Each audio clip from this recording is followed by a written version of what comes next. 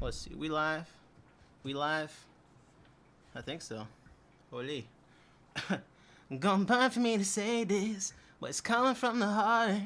Been a long time coming, but we done did swim apart. Really wanna work this out. I gotta do and what to change 20 to 30%. But it's best we go our separate ways. Tell me why I should stay in this relationship when I'm hurting, baby. I ain't happy, baby. Plus there's so many other things I gotta deal with. What's up, beautiful people? Holy. It's too quiet around here. Ugh. I think that you should let it burn. That's Usher, man. What's up, Cheryl? Mexicali. I was late. 5 minutes. Holy. Just one more fish. Audio. Thumbs up. Thank you very much. You know we gotta do the sound check in the beginning. Oh my God. Yo, someone tell me. What's that? What is that over there, bro? What? Don't worry about it. Don't worry about it. Next stream. Then let him sing it. That's hilarious. That almost made me want to watch Cory's live stream today. I'm traumatized. Listen, you know what? What is a great friendship without some shared trauma? You know, some trauma bonding, right? Listen, you want me to stream? You're gonna have to take all the annoying antics. Let me see. Okay. Yeah, Mick coming in here. Show us your episto so we can ID them. Mick, you just want to be a know-it-all, all right? Come on. Let's be real. You just want to be a know-it-all in the chat. I'm good.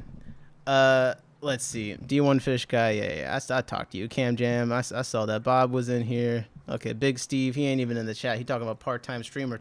Part-time chatter. Where you at, Big Steve? Where you at? Whew, Maven stopping in for a hello. Then I got a jet. All right. Jet away. Enjoy the time. Enjoy the day. Okay. So, and I said hi to Luis. Yep. Now, today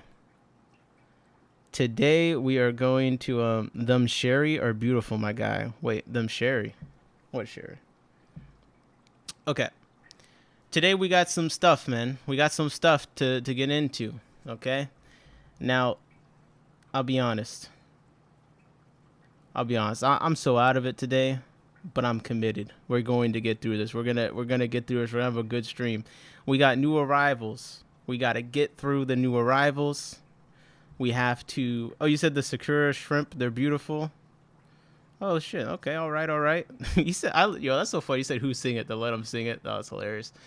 We got new arrivals. We're gonna check all the online retailers. We're gonna see what's going on. Do we got the good fishing? Okay, or is it some mid? We're gonna find out. Okay.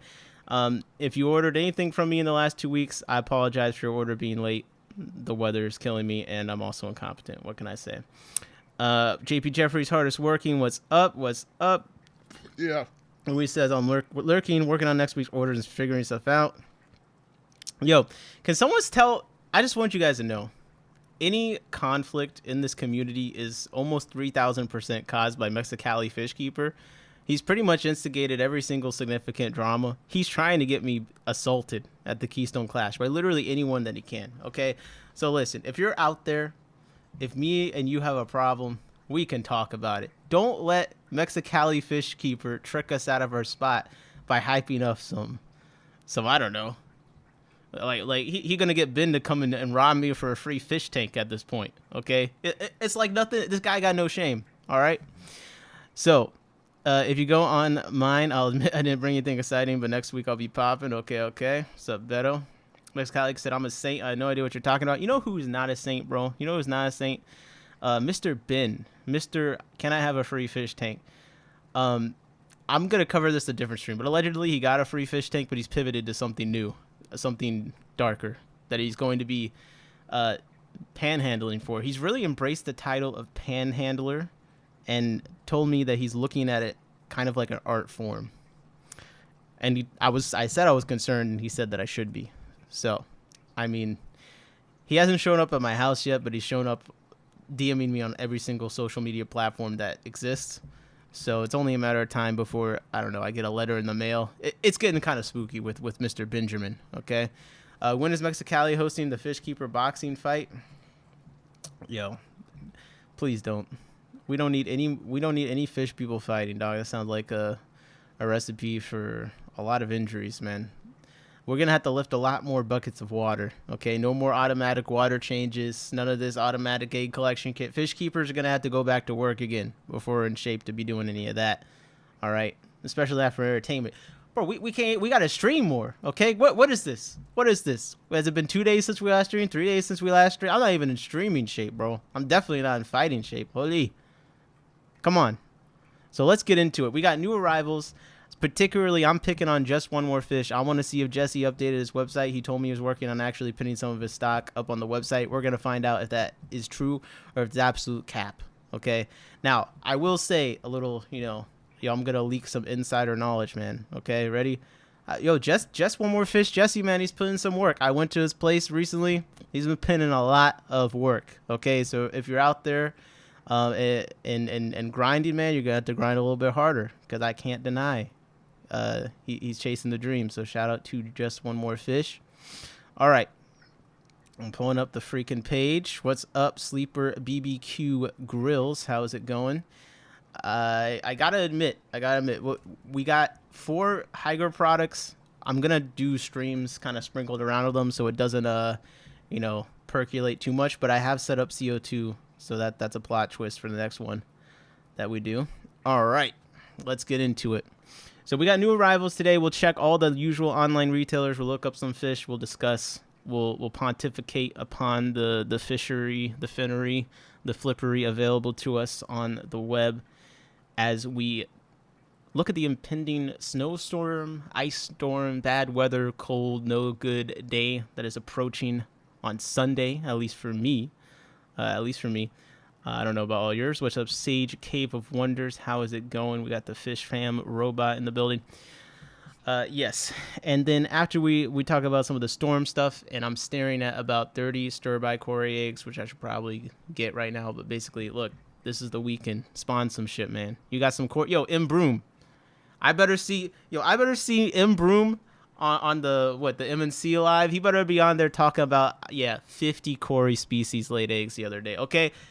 Breeders, get your shit together, okay? We need the brine shrimp. We need the white worms, the grindle worms, the micro worms. You can get on the ground and do the worm, okay? Because you might need the moral support for the fish to get it on, okay? So, no excuses. This is a massive storm. I expect massive fish reproduction. And that's for myself too. If I don't get the gold laser eggs, the stir-by eggs, if I don't get the other orange laser eggs, if I don't get all of these apistos, my albino plecos can honestly they need to take a rest. But if all these things don't be laying eggs over the next weekend, I failed at my job. So I decapsulated a shit ton of brine shrimp eggs. I'm feeding those. Got the white worms. Come on, let's go. Of the top, how much for 10 Sakura to pair? Wait, what? Sakura. I'm not sure. Beto, you sold something. Oh, you sold the Grenades? What happened? Why'd you sell the Grenades, Beto? All right, where are we gonna start today? Where do you guys want to start? What store? Let me know. Mitchell, Cheryl, and Cory. Yeah, come on, Cheryl. How many Cory species you said you had? I better see eggs from every single one of them. Someone in the chat, bro, saw what you do. I do need a soundboard. Yeah, you're right. Listen, someone in the chat must own the CW217s, the con colors. Why don't we have a breeding report from someone in the chat yet? Let's hurry up. Those things were fat as hell. What's the excuse? Okay? Now, let's get into it. First site we're going to start with, I'm going to go to Imperial Tropicals, bro. I'm going to go to Imperial Tropicals because I don't think I usually start with them first, ever. Maven as the con color? Come on. Start showing Tom Z's Episto page. No, Mick. No. No, I don't want you. Listen, Mick is on he's on a ego trip today. I'm telling you. He's gonna make us. He doesn't want to come on stream and talk about anything. He just wants to be in the chat and say, "Well, actually, that's what he want to do." You know what, Mick? I'm on to your game. I'm on to your game, bro. You need to come on and actually educate us. Imperial Tropicals. Let's see. Everyone's got the shipping update going crazy right now. Look at Funk's page. Does Funk sell fish?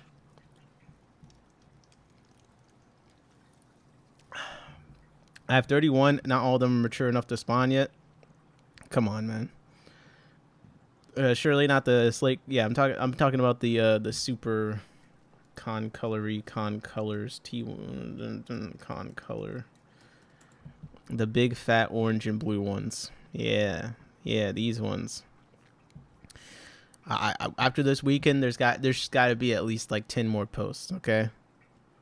10 more posts. Mexicali said betas. All right.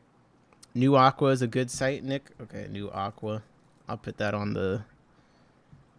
Wait, you're talking about new Aqua systems? We've been through this before, haven't we? We've been through this before. And I keep forgetting. Right. Okay, we'll do New Aqua next. So let's go to Imperial Tropicals first. I think I'll be watching Imperial Tropicals quite a bit this year. Because I'm ready to see them go crazy. I am. And already, actually off to a much better start. I usually, on the first 6 things, I like to see a bunch of big cichlids and I just check out. But we actually got something cool on the front of Imperial Tropicals already. Ornate Cetanopoma, Microcetanopoma, and Sorgi. $15 each, unsexed, 15 in stock. I do like they show the amount in stock. Because that might force me to panic buy. You never know. D1 said, I know you're looking for fish, but if you find them orange eye devil shrimp, that's been hard for me to find. All right. I got you. We'll keep an eye out. Cashed in on the good days. Okay. Well, Mick, we at least want to hear your voice. Come on. Okay, so these are cool. These are cool. They've been on my list. I think they're anabantoid, right? They gotta be. Hold on a second. Let me look these up. Okay. Yes, seriously fish. Microcetanopa and Sorgi. And they're from the Congo. Okay. That's why. See, everything that's like the Congo area. CRP said, I have better rubra and better unimaculata fry coming out to my ears the last few weeks. Very nice. I just got a few more better rubra fry. But I need more males. Okay, they're from the Congo. It says 2 inches for these guys. So nice little small fish. And what else can I find out about them? Dude, seriously, fish got like 1 billion ads? What's happening? I can't even read. Okay, we got to go to a real website. Aqua Addiction. Come on. Yeah, now that's a photo, okay? Look at that. Yeah, I'd buy this fish. I'd buy this fish immediately. I'm pretty satisfied with my recent purchases. Got my blue Galaris as well as axolotl corys. Nice, very nice. I'm hoping I get some fry from my Galaris soon. He's the new beta guy. Funk's the new beta guy. Look at them fins. Yes, the fins are quite fancy on these guys. I think that's one thing about them. They come into stores semi-regularly, so I think they're popular enough to the point where like stores do order them, but I don't really know that many people that keep them. Like I don't know many people personally that keep them, and I just made my whole thing. There we go. But they're a cool fish. Now, how do I? Sorry. So it says, okay, the ornate Cetanopa is a captivating and relatively uncommon species within the aquarium hobby. All right. That's what they all say. Come on. Let's talk about the breeding, okay? Okay, optimal companions include small, peaceful species that occupy the upper and lower regions of the tank. Okay. So this is where they stand. Sexual dimorphism is generally uncomplicated. However, males exhibit discernible characteristics. Right, okay, AI writing. Typical males are larger in size, more color, okay. Males have white edging and elongated tips on their anal and dorsal fins. Additionally, orange coloration is also observed on their flanks. Yeah, this is a cool fish.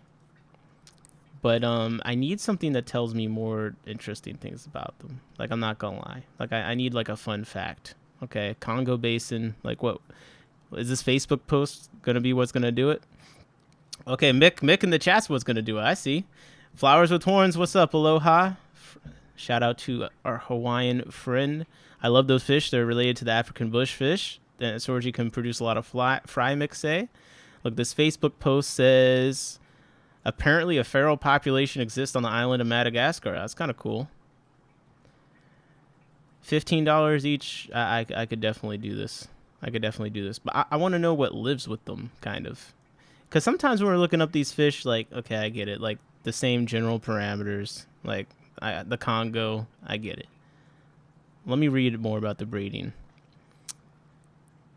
Bubble nests. Okay, male will construct a small, loosely formed bubble nest composed of larger bubbles amidst the floating vegetation. Okay, so yeah, they are an anabantoid then, right? That's pretty cool. It says they will readily consume nutritionally beneficial offerings. This is such human writing.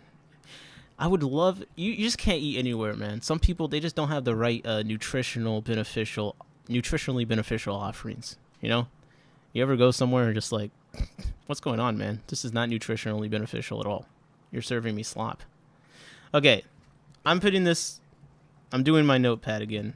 Okay, fish I liked today. Okay. This fish has been on my list for a while. I don't think I'm going to get it anytime soon in the age of consolidation and focusing, but like one day. I think it's a very cool fish. And I do need to finish the anabantoid class, but the betas are probably going to do it for me. All right. Seninopa and Sorgi. There we go. I need an idea for ditherfish for my Oscar. She won't eat when she gets bigger. Good luck. I want to know about that. Maybe Mick or Flowers with Horns might know something. Okay, let's see what else we got. We got yellow tiger king cobra guppy, sure. Golden jade tiger barbs. I'm into barbs, but eh. Okay, buy one get one orange shrimp. $15 for 3, so you can get 6 for $15. That's not bad. We got pearl weed. Okay, every time they do this, I say this is a fantastic offering. Okay, buy one get one Gymnogeophagus terra purpura. I think this is a beautiful fish. $15 for one. Buy one get one. You get. I think they probably benefit from a group, right? Are they like a Geophagus where they got a little social hierarchy going on here? Let me see. Gymnogeophagus terra.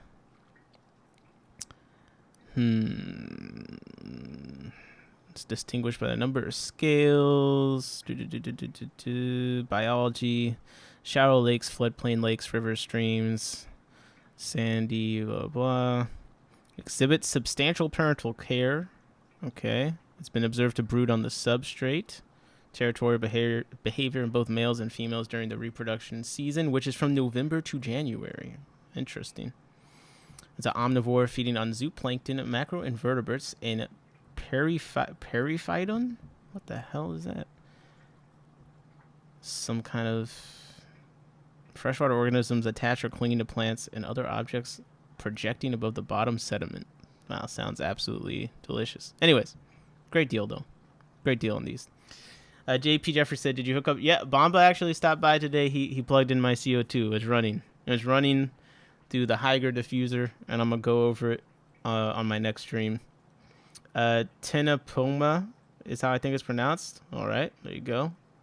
Are you happy now? Surely, I've always cut my Oscars with large cichlids and 4-line Pictus cats need a big tank. Oh, man. I think that's the one Funk is trying to breed, the Gymnogeophagus. Mexicali says it means pure earth. When did you know? Since when have you known things, Jorge? I don't really understand what's going on here. Okay, we got some peacocks. Okay, Synodontis petricola. Yeah, it's a nice fish. What is this plant? Vesuvius sword? I thought this was corkscrew or something from the picture. Is it a sword? Echinodoros vesophius. Requires medium to high light and will do best in an aquarium with a substrate made for plants. It has corkscrew reaching up to 12 inches tall. Okay. Something a little bit different. Florida aquascaping. Okay. I guess that is corkscrew. I don't know. Yes, the gymnos. Okay. My Oscar is in a 90-gallon. So not much extra room. Okay. Ooh, I like these plecos. L519. I think these are the ones a couple of my friends have some fry of, which these look like they're kind of small. I'm not going to lie. It says 1 to 2 inches unsexed for $50. It's a really cool pleco. I don't know. I don't like buying small plecos, but I'm also kind of spoiled. So I just go to all these auctions. There's usually bigger plecos there. Okay, we got the sailfin tetras. These are cool. I still got mine from that I got from Aqua Imports. They definitely look a little bit better than this. This is a little bit anemic looking. Maybe. Yeah, a little bit anemic looking, but a cool tetra. I haven't had a chance to quite enjoy them yet. They had so much ammonia burn. I've just kind of they've been in a 10-gallon by themselves. And with a bunch of caves and stuff just hanging out. L204 Flash Pleco. Panopcus albivermis. Okay. I kind of like the look of this. L204 Flash Pleco. Kind of like how that looks. Cheryl said, I wish I had 519 fry. I hardly see the adults. That's just what you need. What are the pros and cons of CO2? Asking for a friend. CO2 set, is it in a plant-only tank? No, there's fish in there. The pros and cons of CO2, I think I'm too early in my journey to really know the answer. From what I know, I would say that there's a lot of pros, and then the cons seem to be around the work required. I mean, if plants are growing super fast, you might have to trim them more. You might need more nutrients. You might need to do more water changes. So I intentionally put it in a tank with some plants that probably are going to grow too fast because I want to be able to kind of experience all the pros and the cons. So I'm going to find out very quickly. L204 is one of the best L plecos. Okay, well, now that Mick has said that, I gotta take a closer look. Now the picture that they use here. Oh, look at this. We got very small 1.2 to 1.7 inch L204 flash / Emperor plecos from Aqua Imports. $30 for the small version. They call the large. The large is $49.99, but they don't have any of those. They just have the 30 and small. Over here they have, it says 2 to 3 inches, and it's $50 per. So that probably is what the large size is. It's not bad. Mick says L204 is easy to breed and stays good looking. Oh man. I always find more expensive the pleco the less you see it. That's a good question. What's an expensive pleco that you actually see a lot of? Probably like don't you think like with the long fin snow whites? They can be pretty expensive depending on where you're at. We got the true parrot cichlids. Those are. They definitely got these like what is it called? Wild type colorations. I do like kind of the earthy tones they have in them. Like it does kind of I don't know. It's got kind of a earthy look to it, where I could see in the right tank why you might prefer that over some of these other, not true parrots. I still want to see someone do a giant tank with the flag cichlids and some angelfish, man. That would be cool. In the video, what was it? Was it Chris Luke? Was it him that went to Brazil, and he had like the angelfish and the flag cichlids swimming together? It looked really cool. Louise says the Emperor, Sultans, and Queen Arabs are my favorite plecos. Those are all pretty good. True parrot cichlids are so nice. The true parrot is a beast of a fish, full grown. Okay, the fish store owners, they're coming in like true parrot cichlids. That's what we like. Melon sword. Okay, corkscrew Val. Okay, I guess that other sword thing is different.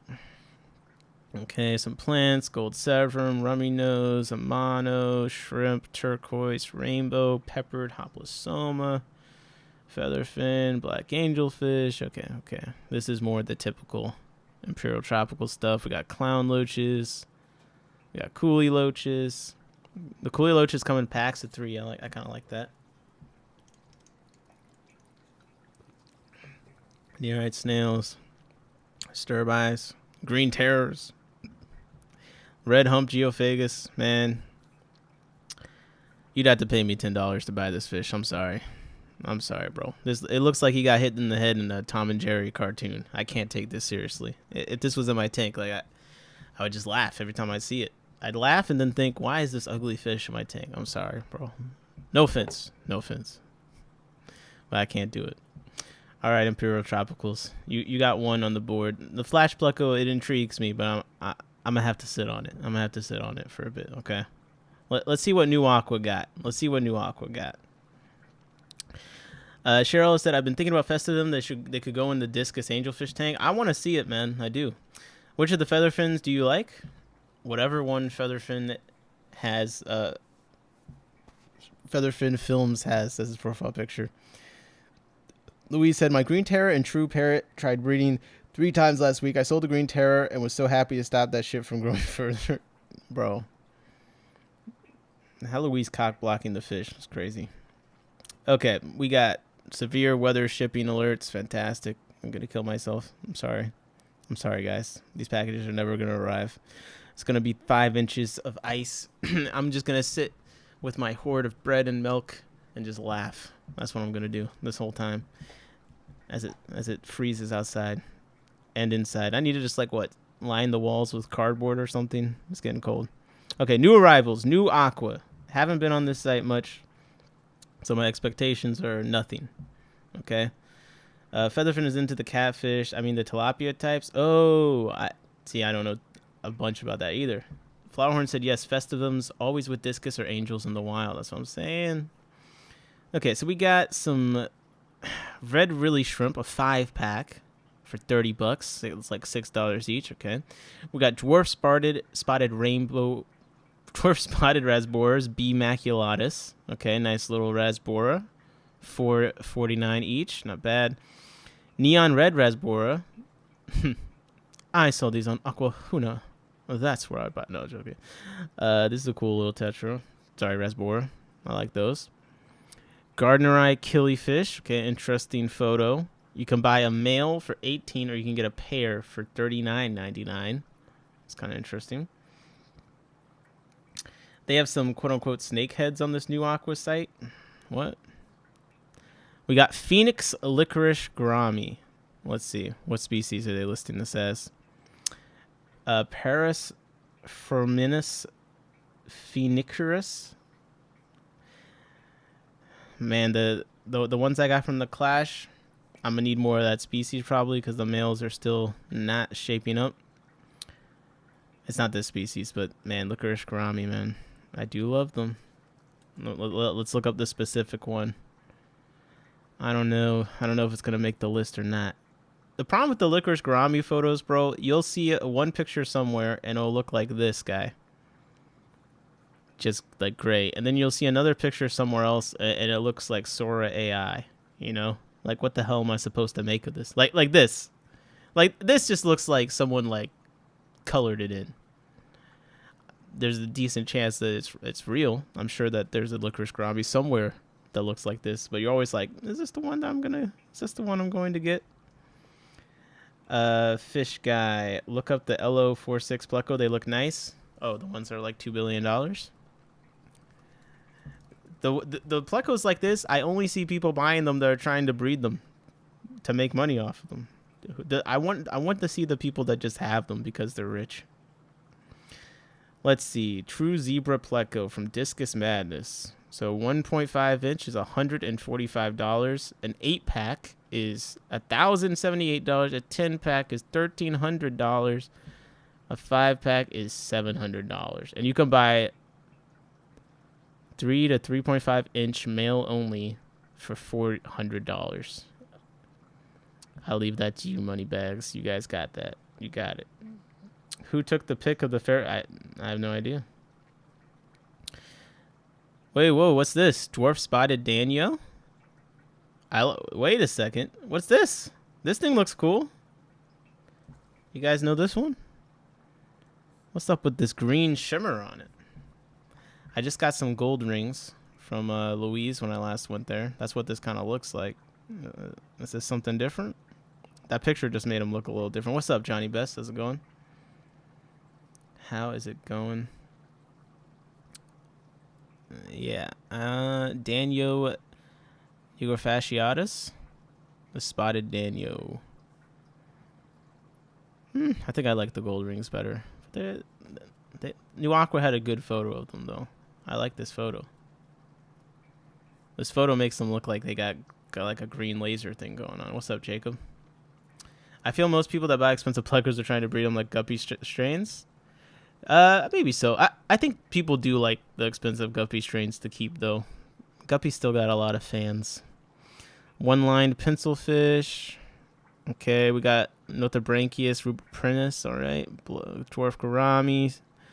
Damn, strawberry leperinus XL, $80. I mean, this is a slightly more expensive fish. I guess a big one. Yeah, I could understand why that would be $80, but damn.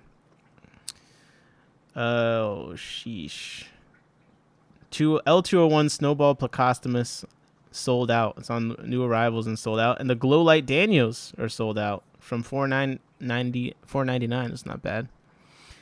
They got a lot of things new. Now, what are the snakeheads you said that they might have on here? Snakehead. Oh, the gudgeons? Nice.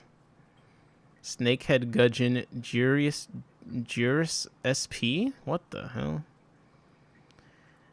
A large predatory gudgeon belonging to an undescribed or unresolved species within the genus Juris. Native to Southeast Asia and the Indo-Pacific region, they inhabit lowland rivers, floodplain channels, canals, and slow-moving freshwater systems with heavy structure. Banded snakehead gudgeons are a substantial fish at a young age and commonly exceed 4 inches while still juvenile. Adults expected to grow significantly larger. How fucking large they get? Yeah, man. I mean, they look mean as hell and they look ugly as sin. So I'm gonna pass on this unresolved species, although it is very cool that they have it. I don't got anywhere to put these. These things look absolutely nasty. They're meaner than the purple spot and big. Yeah, they look mean. They look mean as hell. I know I shouldn't profile fish, but I'm going to, and there's nothing you can do about it. All right, new aqua fish. Since we haven't really checked this place before, let me just... They tear each other apart after breeding? Oh, nice. I mean, I hear kids you put strain on a marriage, so makes sense. Interesting they have Baddest as their its own category. It's kind of interesting. I just want to look at all... They got bundles. Okay, what's the bundles? Oh, okay, it's like shrimp. Botanical stuff. Corydoras. Let me see. Green gold cory. See, this is... I've been saying that wait, Corydoras melitania is referred to as the green gold or elongate. Look, I think the bronze corys and the Aeneas, they just need a better name, bro. Here's my yellow fins that everyone says their fins don't get that yellow, but I still like how they look. Reticulated Corydoras, they kind of got a pattern like what is it? The 111s. Cam Jam said parenting is hard. Yeah, man, that's what I hear. All right, let's see. Koi and goldfish, 50% off. Why did I even click on that? I'm sorry, guys. I'm just a troll. Okay, I'm a troll. I'm trying to figure out how to okay, view all fish. They should put view all fish at the top. Okay, I don't want to scroll through all these categories. I'm sorry. Clown killifish from... They got small for $4. You know what? It's sold out, but I'm glad that someone is looking, because they got large for $9. I've seen them in the store looking like a toothpick. So I appreciate you at least make them $4. Okay, there's gold rings. Threadfin, Scarlet Baddis. Yeah, I'm with you, Johnny. No goldfish. No goldfish. New Aqua's Choice Beta Female. Okay. Now, I want to see if they have those small Daniel. They had, like, those super small Daniels before, and, like, I don't think any of us bought them, but, like, someone needs to. I want... Yes! Guys, we got to get on this. Someone... Whoever works here clearly likes Daniels, okay? They clearly like Daniels. Orange Hatchet. Like, what the hell is this? Orange Hatchet. Neoshila Daddy Berjori. A captivating, unique freshwater fish that stands out for its vibrant coloration and intriguing body shape. You mean the fact that it's shaped like a fucking S? Everyone's going to think my fish are sick. Okay, it looks kind of normal in these other... Orange Hatchet Danio. Okay, it looks more normal in these other places. Yeah, that... Ooh. Ooh. Ooh. Let's go. Let's go. Hold on. Hold on a second, man. Hold on. Orange Hatchet Daniels on my bucket list. Yeah, come on, let's go. What's wrong with goldfish? They're water puppies? I mean, that sounds pretty terrible to me. Have you seen... Puppies are hard work. As usual, Wetspot got the worst photo compared to what Google wants to show me. But, okay, $7 each here. Now, that Aqua Imports, man, this photo makes me want to click to buy. Click to buy. I'm ready. I'm ready. Now, I wish more photos of the... There's only like 5 photos of the fish up here, and the rest are of an actual Orange Hatchet. So, we're going to need to work on that a little bit. But the fact that Cheryl said they're on her bucket list, like, I take that as a good sign that that's probably a decent fish, right? It can't be that bad. So, Beto says, I live 35 minutes from this place. I could do a tour of the store. Yeah, bro, you should take videos of all this shit, man. Well, now, this is what someone needs to buy this, bro. I'm not going to buy it right now. I'm not. But please, can someone buy the Danella Priapus? Come on, 0.5 inches. You can put this at a 5-gallon, bro. Fish, you can put it at 5. It's kind of sick they got a 0.5-inch fish for $8, man. That's how you know it's rare. It's rare. Like, who even sells these? I don't really see them anywhere. If they stay in stock much longer, I'll eventually have the space and the funds to purchase. I have to. This would be a crazy fish to breed. And they were in that super nano fish thing. I'm putting the link to this in the chat just to tempt you guys, okay? Cheryl said, mix of Daniels are too fast for my liking. That's what makes them kind of good, man. Especially as, you know, dither fish action. Too fast to get, you know, slaughtered. I like it. What the hell is it? Glow light carplet? Like, what, bro? Okay, New Aqua do got some weird things, man. Like, super small stuff. Scientifically known as Horodandria aticorally, a charming and diminutive freshwater fish species, nano, slow-moving waters of Sri Lanka. Come on, man. I told you, Indian fish this year. They're going up. They're going up. 0.8 to 1 inch. This is just... They just got all the random small stuff, man. They've been sitting on wholesale lists for months. No one buys them. I mean, I think the last time we checked this website was like a while ago, and no one has bought them. But I do want those the super small ones would be fun to have. If you order the super small ones, I'll buy it. I'll buy some, Louise. I'll buy some. Only because you ordered. They're cool to me. They were in that article, man. It's like seeing it's like you say, when you like when you see what's in Amazonas in your fish in your store. It would just be hard to put these anywhere because they're tiny. Like something's gonna eat them. They just look like a fry. When we read the article, I think that's like they never like develop in ways that normal adult fish do. The ornates are better. Okay. I first heard of these from Rachel O'Leary, and she partnered. Oh right, Rachel O'Leary partnered with New Aqua. That does kind of make sense. They're just thin and color. Look, you're not wrong, okay? But it's just cool because they're small. That's it. That's it. They're just small, and that's what's cool. Okay, Clown Pleco, Autosynclus Wild L, large.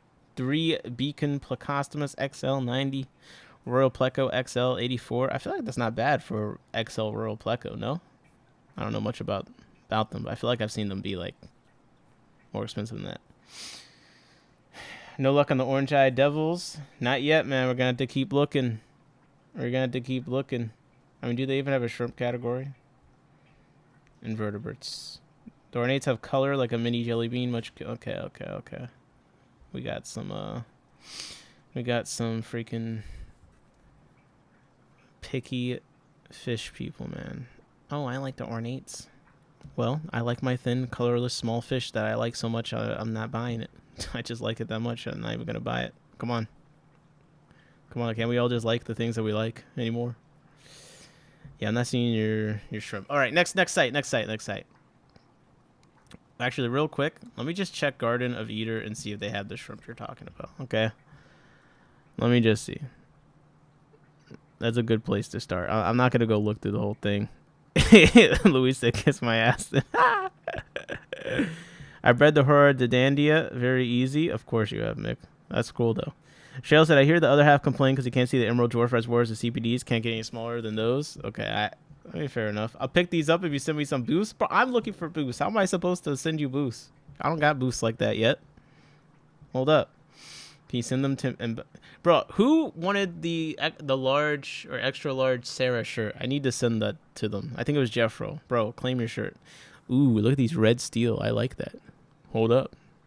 Hold up. A mini jelly bean sounds cute. Yeah, it does. Now, I'm looking for... What was I looking for? Orange Eye Devils. Right. Orange Eye Devil. Yeah, I'm not seeing it here. Devil. Let's just search devil. Yeah, nothing. All right, it's a clip. Now we've stalled long enough. I'm picking on Jesse this stream. Let's see if he's updated the site. Is there even any fish on here worth looking up? Okay, this guy. It's been many months, it's been many years, centuries. The site just sat there. All it had was mystery snails. He claims he added fish on here. We're going to find out if that is cap or not. Okay. Johnny Best said Max Aquatics. Okay, let me add that on the list. You guys just making up things. Max Aquatics? Why is it talking about a pool schedule? Johnny? Max Aquatic? Okay. Just One More Fish LLC. Okay. Explore a realm of aquatic wonders.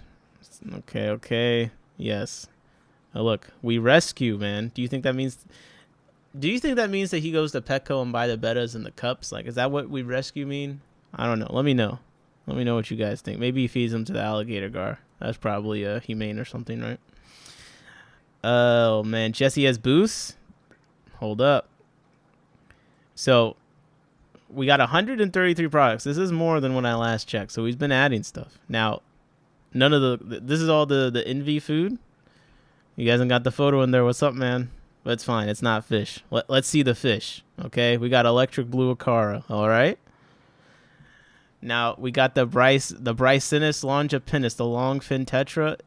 He really likes these things, man. He swore that they were eating duckweed. It does seem to be like a cool fish. I know they get a little bit bigger, and they do got a nice broad body to them with the yellow. And I do feel like they got that gold eye thing going on. That's kind of nice. Mick said, original Aurora Pleco should have orange eyes. The first one in the trade during the 1980s did. Okay, interesting. Lee said, Cam, I say we do a Cam and Wheezy show, and we only go online when this guy is on. That's fun. Jesse says, one of the locations of the Longipinus does eat duckweed. Now, there are a lot of tetras that do eat plants, so I believe you. I do.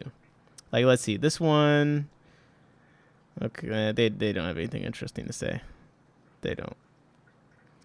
Most sources state the species has never been bred in captivity. Okay, let's go to freaking Aquadiction. Let's see if they got anything to say, man. Come on. Give us some dietary facts. This is a decent... I mean, what do you guys think of the look of this? I feel like it's pretty decent looking. It's not my taste because I don't know. It's almost like it's got like a rainbow fish shape to it. But not in the way that I like. Not in the way that I like. Wait, let me make myself smaller. Hold up. Yeah, this is much better. Yeah, what's up, Savage Cichlids? How's it going? No, but this is definitely a less common long-finned tetra. It is mentioning algae flakes and things like that. So I don't know. Might eat some duckweed for you. Excuse me. Something a little bit different. Okay. Oh, now we're talking, bro. Now we're talking. Okay, starfire, angelfish. Yeah, no one's gonna be triggered by this at all. People love glowfish. But honestly, even people, I'll tell you, people that don't like glowfish, when they saw the longfin glowfish Daniels at the Clash, they're like, God damn, that's a nice fish. I think everyone said that. But then, yeah, these glow angels, I do feel like people seem to like them quite a bit, even if they don't usually like glowfish. Now, I like it when they're marbled. They got the black marbling with the pink. But I feel like 25 for one of these is not that bad. I've seen them for sale for more than that. That's not bad. He says that a feeder fish. It does remind me of a rainbow fish. There you go. They're beautiful when full grown. I just sold my last group of 11. They're like Congos, but yellow and purple on the Longipennis. Okay. Congos, but yellow. Interesting. Albino threadfin acara. I feel like I've heard people say that this is like one of the best albino fish. The albino threadfin acara. Let me see. Yeah. Yeah, they do look pretty good. Jeez. Yeah. And you know what? When I was last there, I did see this exact fish. This exact fish. I saw him. I swear to God. I swear to God I saw this fish when I was at Jesse's place. And it looked all right, man. It looked good. Yo, he feeds these fish so much fucking food. It takes way too... Bro, it's way too hard having 3 billion fish tanks. Yo, Bobitis for $5. What? Hold up. Well, I gotta go back. That's not bad. That's a nice little potable Bobitis for $5. That's good. Some money worth. Okay. Pogostemon stellatus narrowleaf. All right. What? I thought this was just one more fish. Why is there so many like decent plants? Hygro willow. Oh, okay. I have a few glow angels because of the daughter, planning on breeding them with a few strains to see what happens. Hold up 1 second. Report to FBI. Electronic tip form. Okay. I agree. Wait. If this is an emergency, call 911. Do not submit this form. Wait, where's my phone? Okay, my phone's dead. Cheryl, you're saved. Yo, I was about to report your ass so quick. Illegal fish. Don't ask me where my pink crayfish are going. Don't ask.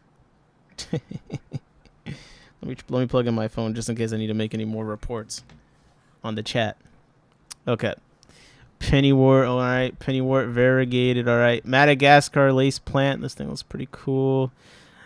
Now, okay, this is interesting. So the black rams, I'm not really a fan of blackfish.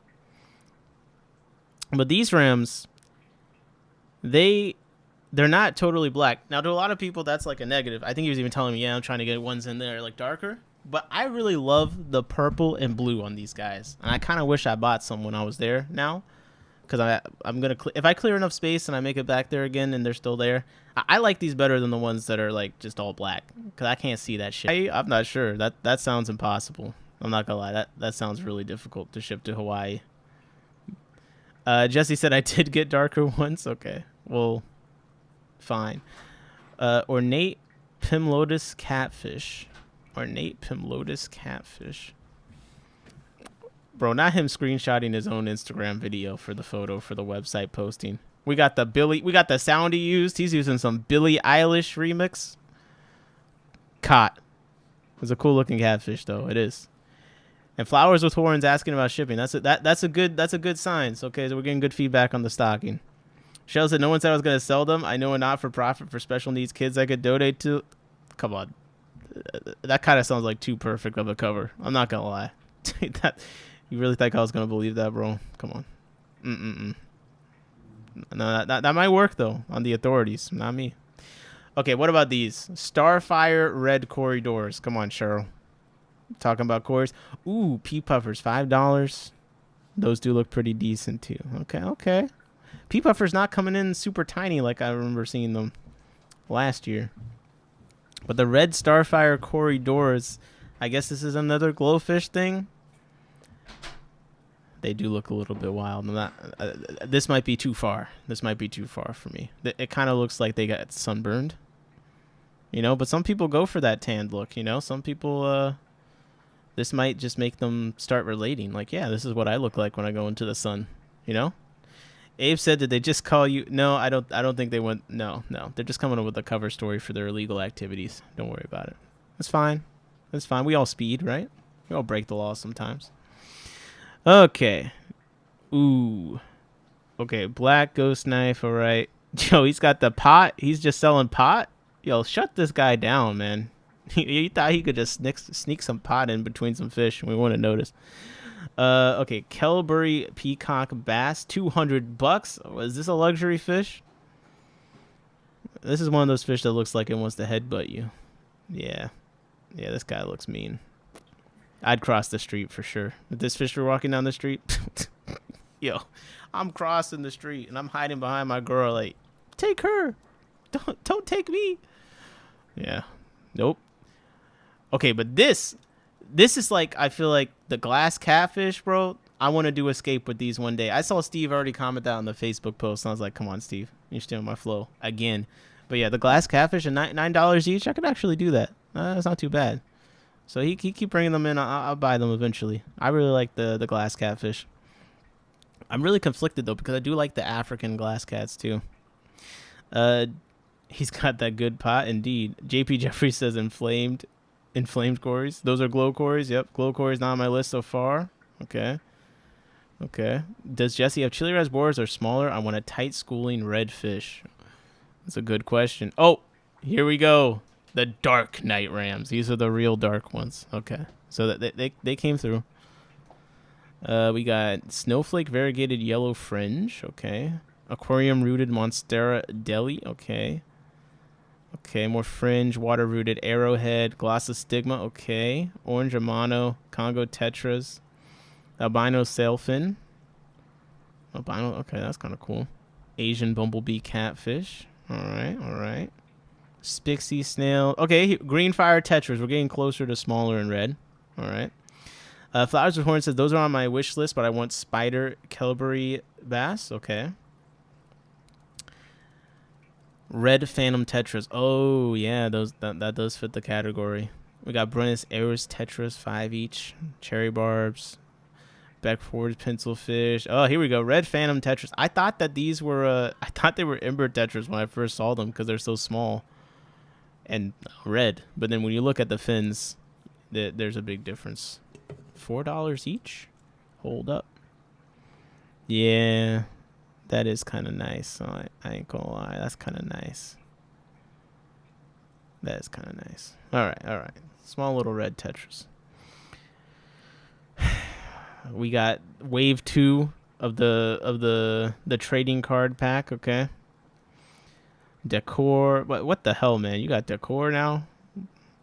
Well, we got the towel. Okay, the towel. The hat. $30 for the hat. I see you, bro. I see you. Red cat moon tetras, ninja wood cats. So there's actually a lot of fish on here, and I do feel like someone like Flowers with Horns, like, you guys gotta tap in with just one more fish, man. He do be keeping some of these random ass weird fish that, you know, normal people would be too scared to keep, like an electric catfish. Then again, there's a storm coming up and the power might go out. You know, your battery's running low. Might be the solution that you're looking for. It really might be. Louise said, I have a couple customers that mix the red phantoms, black phantoms, and diamonds together. Ooh, that does look cool. Cheryl says, love your towels. Those are nice, very nice looking towels. Crypt Windinti Tropica, Windinti Green. Oh man, we got Crypt Undulata. I like that one. Crypt Retrospiralis. Crypt Parva. What? All the crypts, man. Baby Tears. Anubias Nana Gold Clump. Bro, there's so many plants. Are you switching business models, man? Just one more plant? Come on. Zebra stripe barbs. Zumora catfish. What is this? Where's this thing from? Zumora catfish. The Amazon. Oh, driftwood catfish. Okay. Yo, I'm like, if it's not a status or something, I don't know what's going on. You know, my knowledge is limited. Lance's top quality work. No, you just like the look? Okay. Autosynclus, Cryptlucens. What the? Osardium CF ubangiensis? Gens? What is this? I feel like I know, but I've forgotten. No, I don't know. I actually don't know. Hold up. Is that African? What the heck? You know, it's something random when like one of the top results is like iNaturalist. Freshwater, benthopelagic, tropical, widespread in coastal basins from Cameroon to Republic of Congo. Nice. Also in upper tributaries of Lake Chad and the Benue River systems. Hold up. I mean, it looks cool. It looks fast. It looks fast. I'm trying to figure out how big this thing gets. I was like, none of the aquarium sites pop up with this. It's all like actual fish things. Jesse, any luck with jaguar cat? Oh, a type of African minnow. Okay. Interesting. Well, that's definitely something different. Some African biotope material, man. Oh, we got the dragonfish, of course. These things are terrifying. Orange Venezuelan, Cophagus. Oh, there we go. Blue spotted hill trout. That's what I thought those other fish were. That's why I was like, I thought I knew what they were, but I don't. Well, there's some big giant danios. Marbled wood shrimp. Okay. Now I'm getting to where I recognize some stuff. African red-eye tetra. I do like that red eye. Hold up. African red-eye tetra. Arnoldicthus spirillipterus. That is kind of a cool fish. I don't look too bad. Don't look too bad at all. Let me see. We got a YouTube video. Jesus. An advertisement. What is this? A billboard. Okay. Now, and see the anal fin of the fish over here? That's kind of a wild little striping pattern going on. What? This would totally be a good schooling fish for like a tank where they're not supposed to be the center of attention, but they still got something to them, you know? And they look sturdy. Like they're not super fat, but they look sturdy. I like that. Ooh. Wait a second. Hold up. Yo. That's actually right there. Look. We got yellow with some striping in the top, yellow with the black stripe. That's actually nice. And if this is some sexual dimorphism we're seeing with the colored upness, that'd be nice too, because then that looks like it'd be pretty easy. But that's actually looks way better than I thought that they were gonna look. I'm not gonna lie. African red-eyed tetra. I like that. That's a good fish. That's going on my notepad, man. I like that. 2 African fish. I mean, I have a type. I want hill trout. Hill trout are pretty cool. They are. Okay, butterfly plecos. Yep. I got spotted Congo puffers from Jesse already. I've had them for a few months. They're doing well. They're doing very well. So, and this photo, the ones in this photo look pretty good too. Man, and the ocean blue Neocaridina, come on. Award winning. We got African butterflies and freshwater, whatever. Skunk corys, whatever. It's all about the award winning ocean blue Neocaridina. I have them in the 2.5 that Bomba escaped right now. Aquatic said solid fish. Yeah. Solid. Okay. Come on, guys. Not bad at all. I'm gonna put the link to Jesse's site in the chat, but you know what? You didn't let me down. There's some cool stuff in there. There's some cool stuff. The craziest thing is I feel like he hasn't listed half of what he has so far, but you know what? My wish has been fulfilled. He's finally put some cool fish on the site. I do really like those tetras, actually. And I do want some retrospirus eventually. I think I left like half the plants I bought from Jesse in the brewery from the last meeting, bro. I think they're toast. I think all those plants are toast. Oh man, I do really like this tetra though. Damn, I really like it. I'm gonna just move on, but I don't know. It captivated me a little bit there. Okay, someone, Johnny Best said Max Flowers with Horns. Okay, yeah, let me know what you think of the stocking on that site. Flowers with Horns said love the variety. Yeah, I do feel like there's some interesting stuff here. Now, Max Aquatic has got well, it don't look like it's got much in stock. So, I don't know. 100% arrival guarantee, and the percentage is before the number. So, I think we're starting this one off with a lot of questions. So, is that a guarantee or not? Is that a trick way of like? See, we didn't say 100%. We said percent 100. It's fine. Diamond transparency. Okay, guys, don't order from this site. No offense if you like this site, but I'm getting red flags. Red flags all over the place here. Red flags. Let's look at this shrimp. Oh man. Okay. Oh man. I might be too broke for this. We got orange eye blue tiger. We don't got a photo. Orange eye blue tiger. What was the one that someone was looking for? It was like a devil. A devil. Orange eye blue devil? Orange eye blue devil shrimp, right? Refined aquaria. Wow. Yeah, 5 unsexed juvies for $95. I think not. I'm going to Wet Spot Tropical Fish. All right. I'm sorry. I took only a quick glance at Wet Spot ahead of time. And it was actually, I think, for 116. I think I hadn't checked it in a while. And there's some interesting things going on here.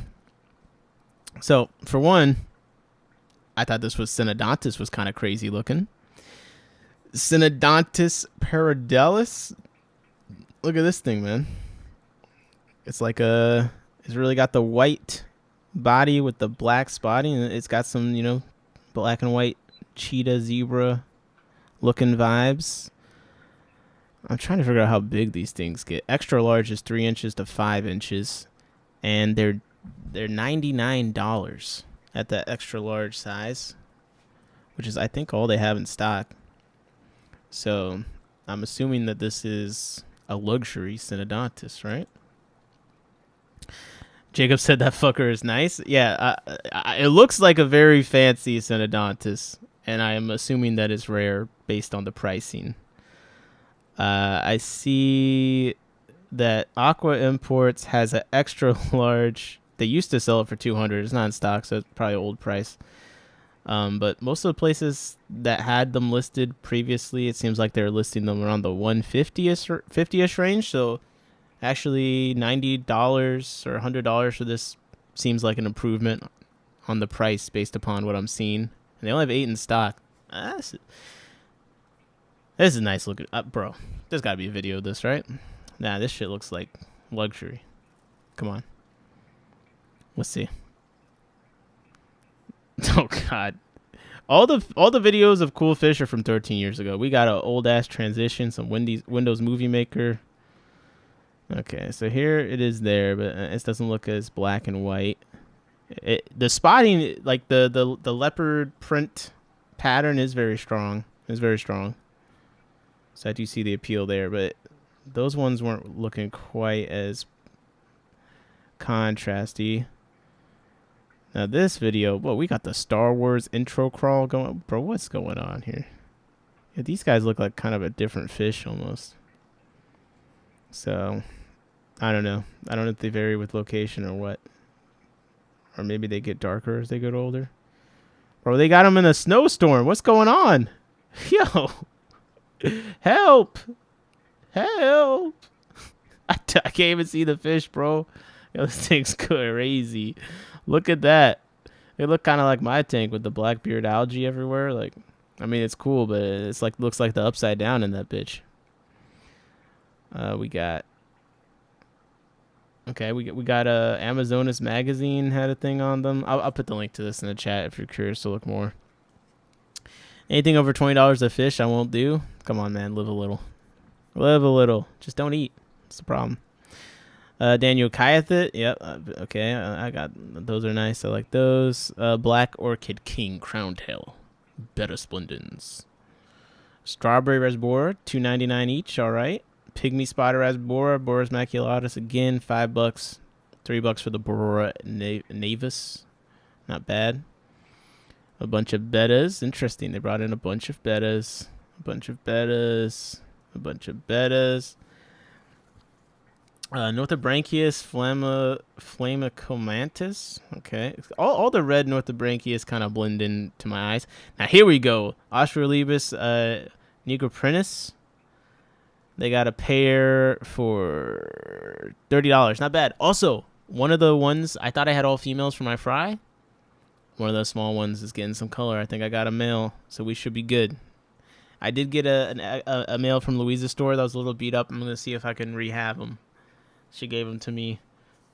She was like, yeah, he's not looking so hot. You want to see if you can do something? So I'm going to see. I put him in a buffet tank.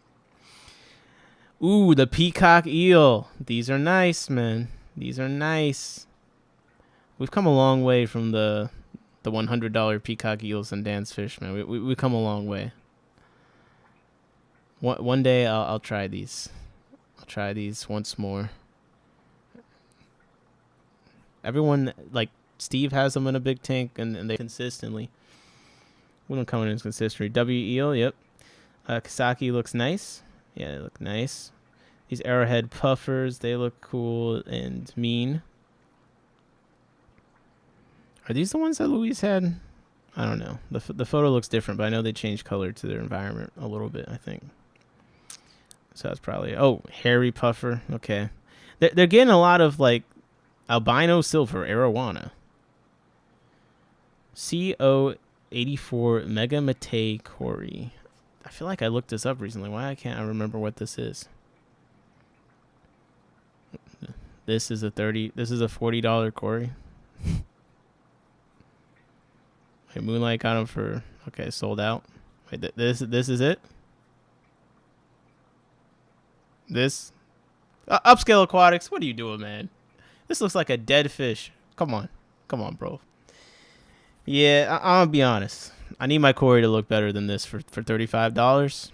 You got, bro. I can buy a panda Cory, man. We got panda Corys. I don't need yo. We got panda Cory. I get it, but you don't got the gold stripe on the head thing. I like no, bro. You need these Corys need to humble themselves. I'm out. They didn't even bother to upload a photo of them. So, I mean, is it really my fault? They already said. Oh, ooh, okay. Wait, we got the wood shrimp large for $25. It's not the worst. Oh, they got bulk pricing. Has Wet Spot always had a bulk pricing thing? I don't remember seeing this. Is this on? We got bulk pricing on the peacock eel. No, that just popped up on this. Tell me if you guys have been seeing this on other things. Maybe I just don't click on the things that had this most of the time. I don't remember seeing that. Yeah, it's not too bad. Decent new fish list for Wet Spot. I feel like it's a lot of stuff that does come in semi-regularly, but it's all like good stuff. What's up? There's a CO Corys now. I thought they were CW. That too. I don't know what's going on. I had the hairy arrowheads. I had a few for a month. I prefer the hairy, more personality. All right. After he lost his GF, he got sad. Hopefully he bulks up. I'm hoping. He's been swimming around. They're way down on list, but quality can be wishy-washy. Interesting. I have more CW. Oh, you're talking about CW17, a better price too? Yeah, I saw someone on Aquabid selling, not Aquabid, on AquaSwap. They were selling the CW217s for $50 each. And I'm going to pull that up. I guess that counts. I guess that does count, huh? So over on the AquaSwap subreddit, this guy was listing some stuff he had for sale. And one of the things he had for sale was the CW217s. First of all, Jesus, that's a lot of zebra blackos, man. That's a lot of money in a bucket. Holy. But But the 217, yes, $50 each, or 10 for $450.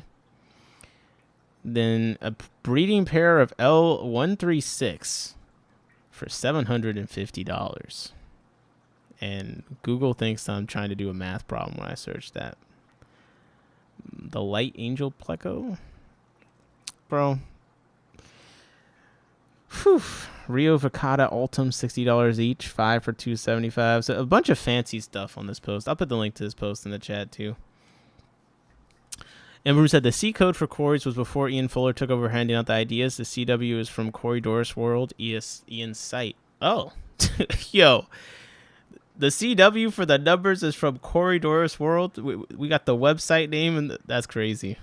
Well, good. Shout out to Ian for making that. That's kind of cool. Those Congos do look nice. I think they're 165. And he's got some nice fish on here. It's kind of random on the aqua swap. Let me see. This guy posts regularly. 3-year account. Oh, not too much karma. Yeah, you can do private profiles on Reddit now, but you can just search the username and then every post they've ever made comes up anyway. So I don't know. Okay, aqua swap. Doesn't post a ton.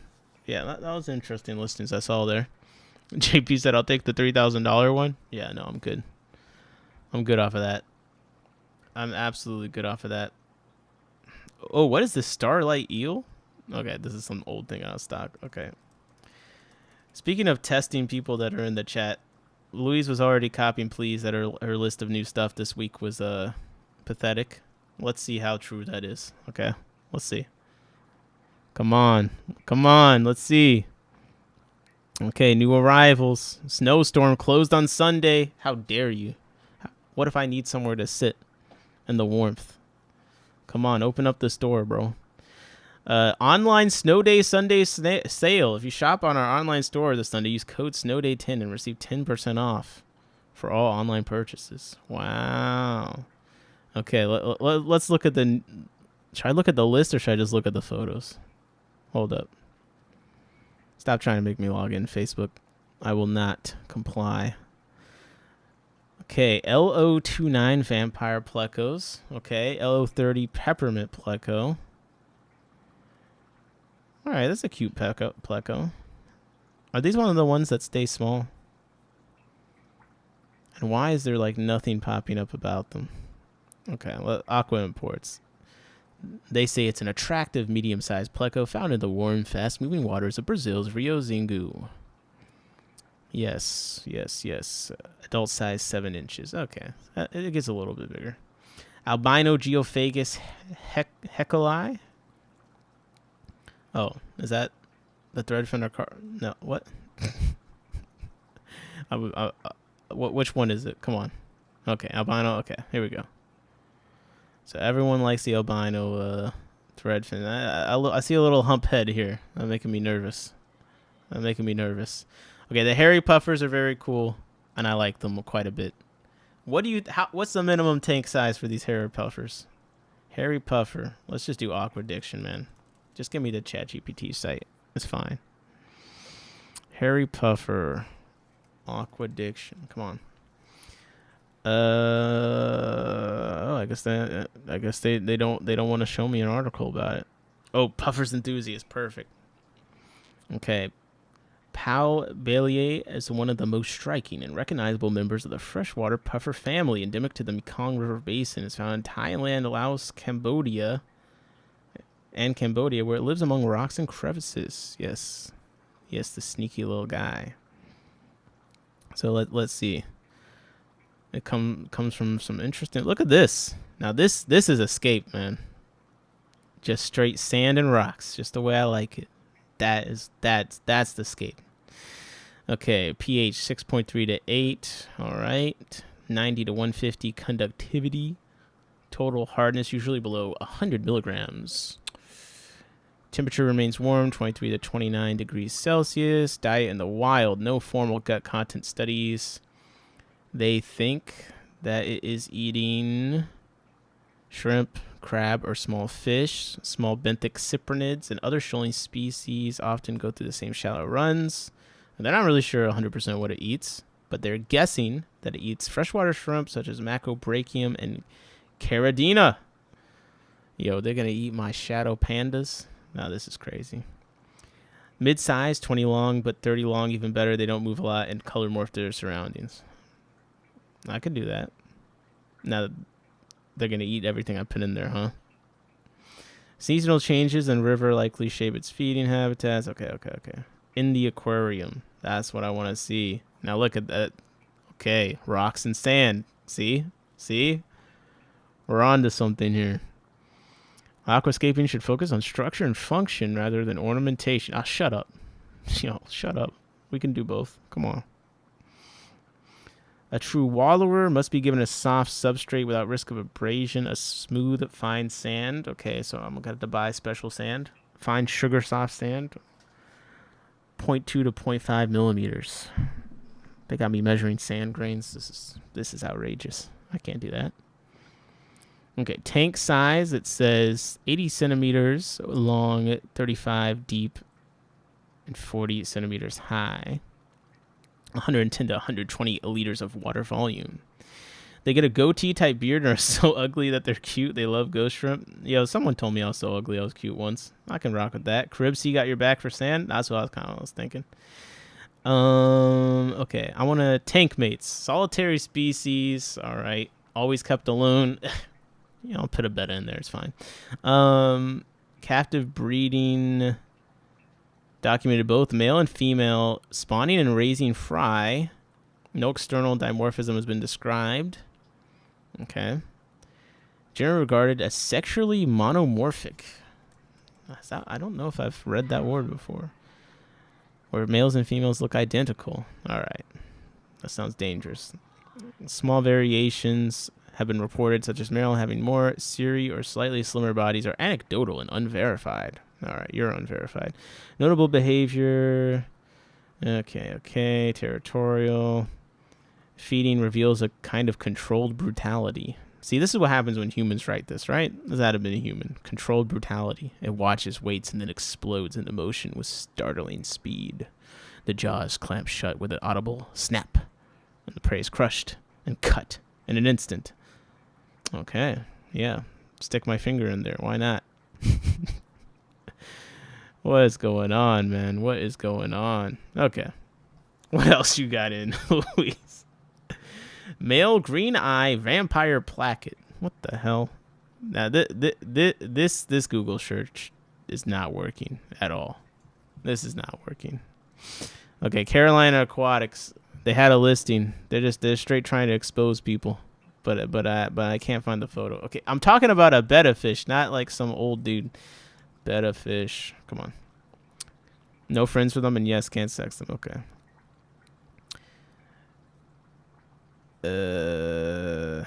Why am I looking up bettas, man?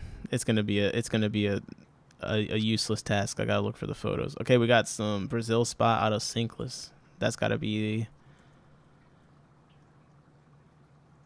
That's just some autos, man. What are these? I guess those look a little bit different. We're just gonna have to look at the photos that she posted because more platinum. I need more platinum half peaks. My big female is having what seems to be a very stressful labor. Last time she had a fry, she did spend a bunch of time swimming vertically. Seemed to be having. That just seemed to be part of it because then after the fry were done, she seemed totally normal. The last few days, she's kind of been doing that. I'm a little bit concerned, but not really much to be done here. We're going to the website, Elite Menagerie Habitats.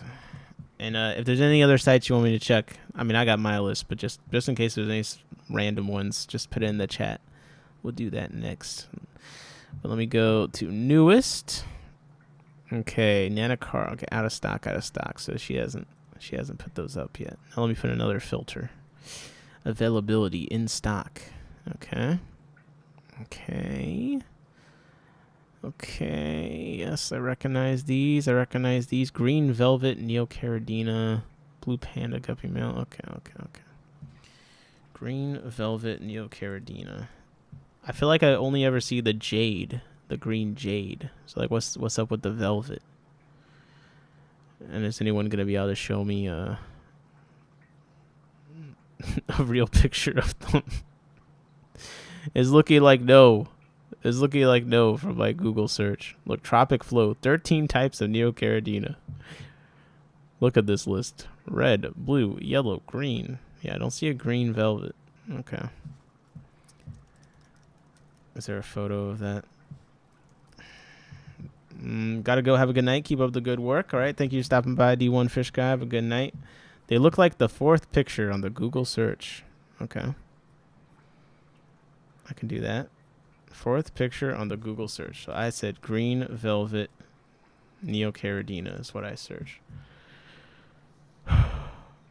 Okay.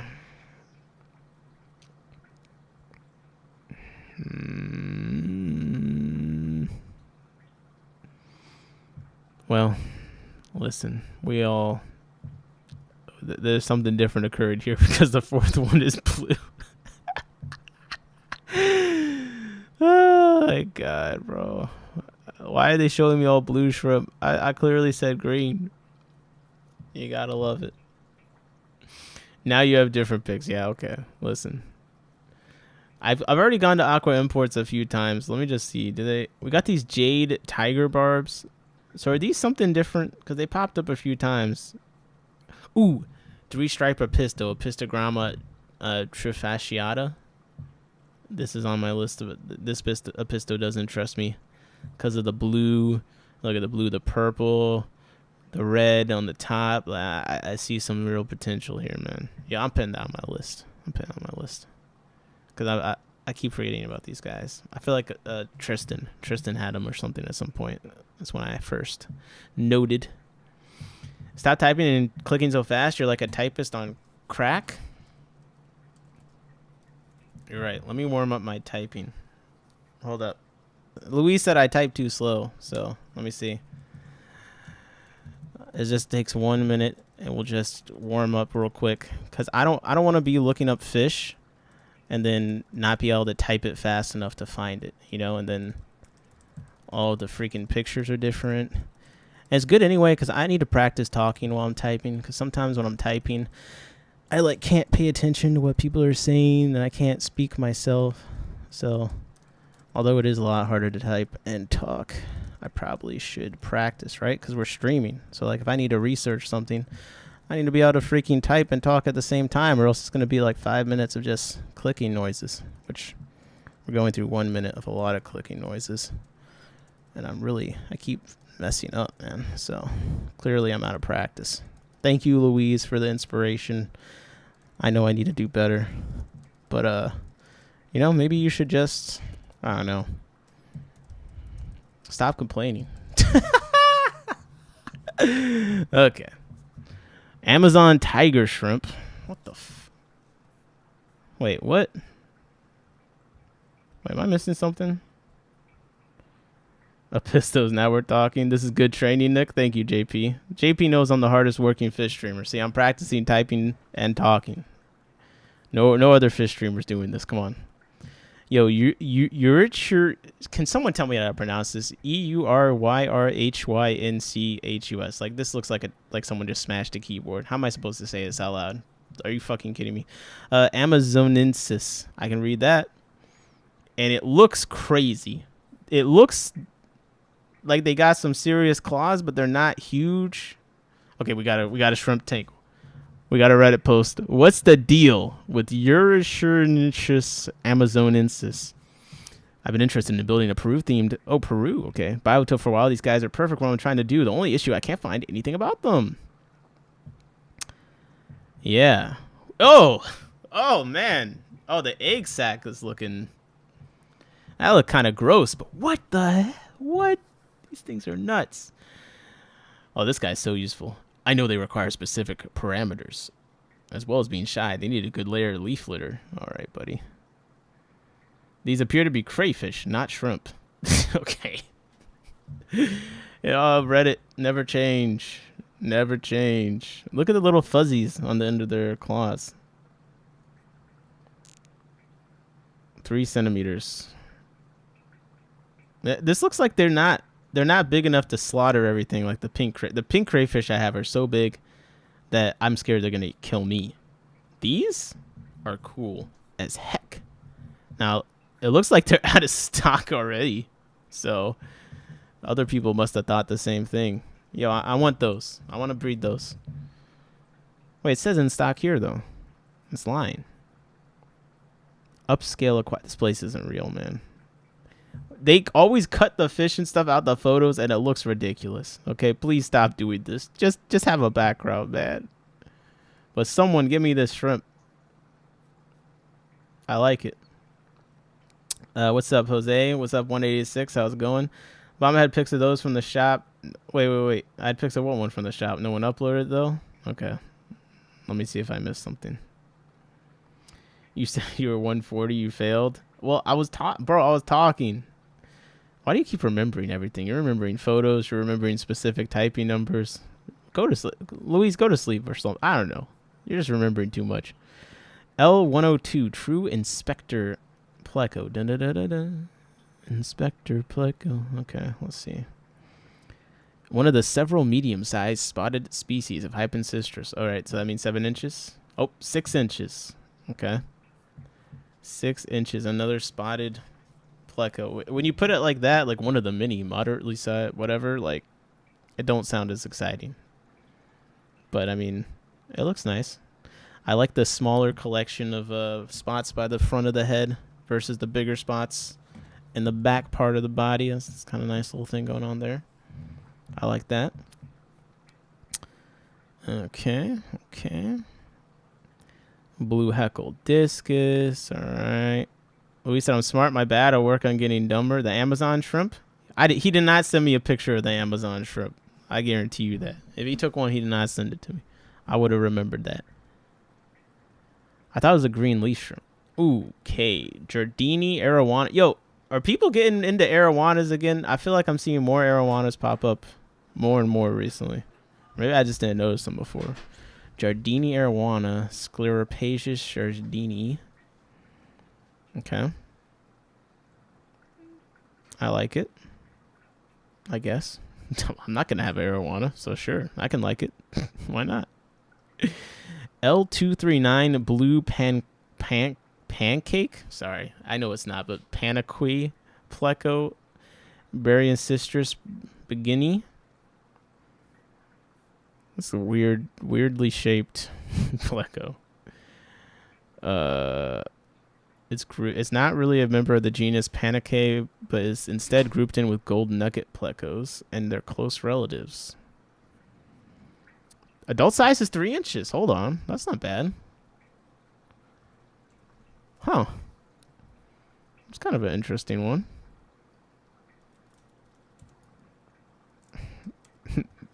Beginny. This is the pleco that Ben needs. The begging pleco. Yeah. Can I have a free fish tank? Yeah. Yeah, this is the Ben pleco for sure.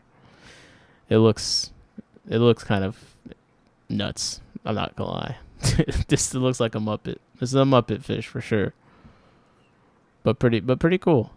I see Wet Spot's got it 2 to 3 inches large for $65. I see Aqua Imports. They're saying their large is out of stock. They're saying their medium is 1.75 to 2.5 inches and it's $45. He prefers the term panhandling. My bad. And you didn't look at my cool ass beta. Dissed again. All right, to the shower. Finish my fish orders. Good night. I'll finish listening to the AM. Bro, I couldn't. I'm not logged into Facebook. It kept asking me to log in. Okay, I'll try and find the beta, even though that Louise is going to sleep. See, it did it again, bro.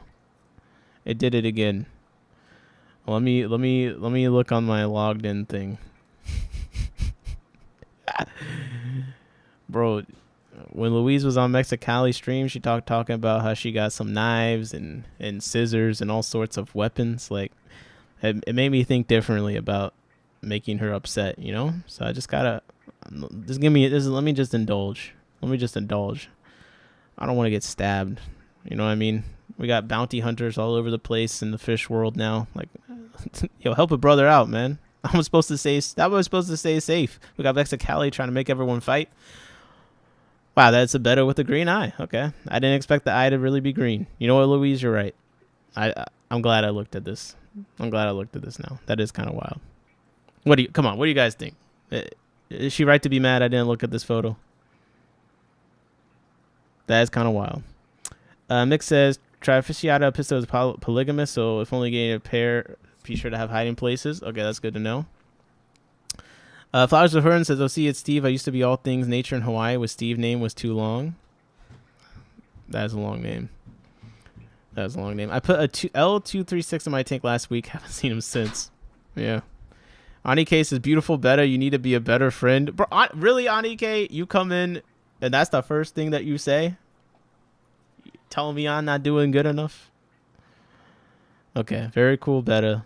Very cool beta, Louise. Thank you. Thank you for that.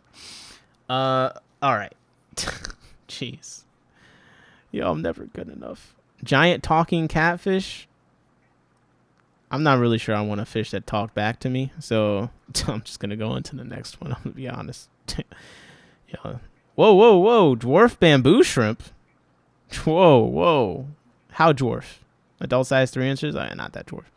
But the price is pretty dwarf because bamboo shrimp, they've been pretty expensive. $12 each. I mean, I don't know if these are actually smaller than some of the other ones. It sounds like they're saying that they are, but maybe it's just because they're selling them smaller than usual. Adiopiscis spinips. No, they're called the small bamboo shrimp. Oh my god, bro! I hate aqua imports, man. I hate aqua imports. They do just randomly be having cool stuff, just like out of nowhere. The flower shrimp. Small bamboo shrimp. Well, maybe it really is just normal. Bro, I don't know. Let me just look up bamboo shrimp. I know there's a couple of them. Okay, we got Adiopiscis mollucacensis. No, wait. Okay, the bamboo shrimp is a different one. Huh. Okay. Interesting. Fine. It's going on the list. Oh, let me this was Imperial Tropicals. This was just one more fish. This was, what was the Epistos on? Is that Aqua Imports? Not me giving Aqua Imports 2 fish that I like again. I feel like they got 2 last time. I know. Oh, you dissed me again. The green-eyed betta fish isn't going on the list. I like wild types, man. And now I'm just gonna be an asshole, man. I just gotta mess with you when you listen to this on the replay at this point. So, okay, that's cool though. That's cool. So, Adiopiscis spinips. Sure, aqua imports. I like it.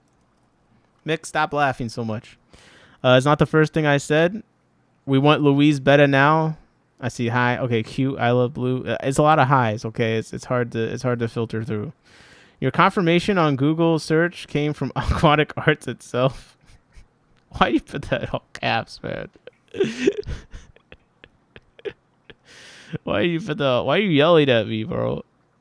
Okay, we're done with awkward reports. Let's see what's next. New arrivals. Aquahuna, man. Let's go. Come on, man. Come on. Storm delay. You already know. Storm delay. Okay, we'll just do new arrivals. We got Cryptocorn Florida Sunset. Look, the pink gloves. Let's go.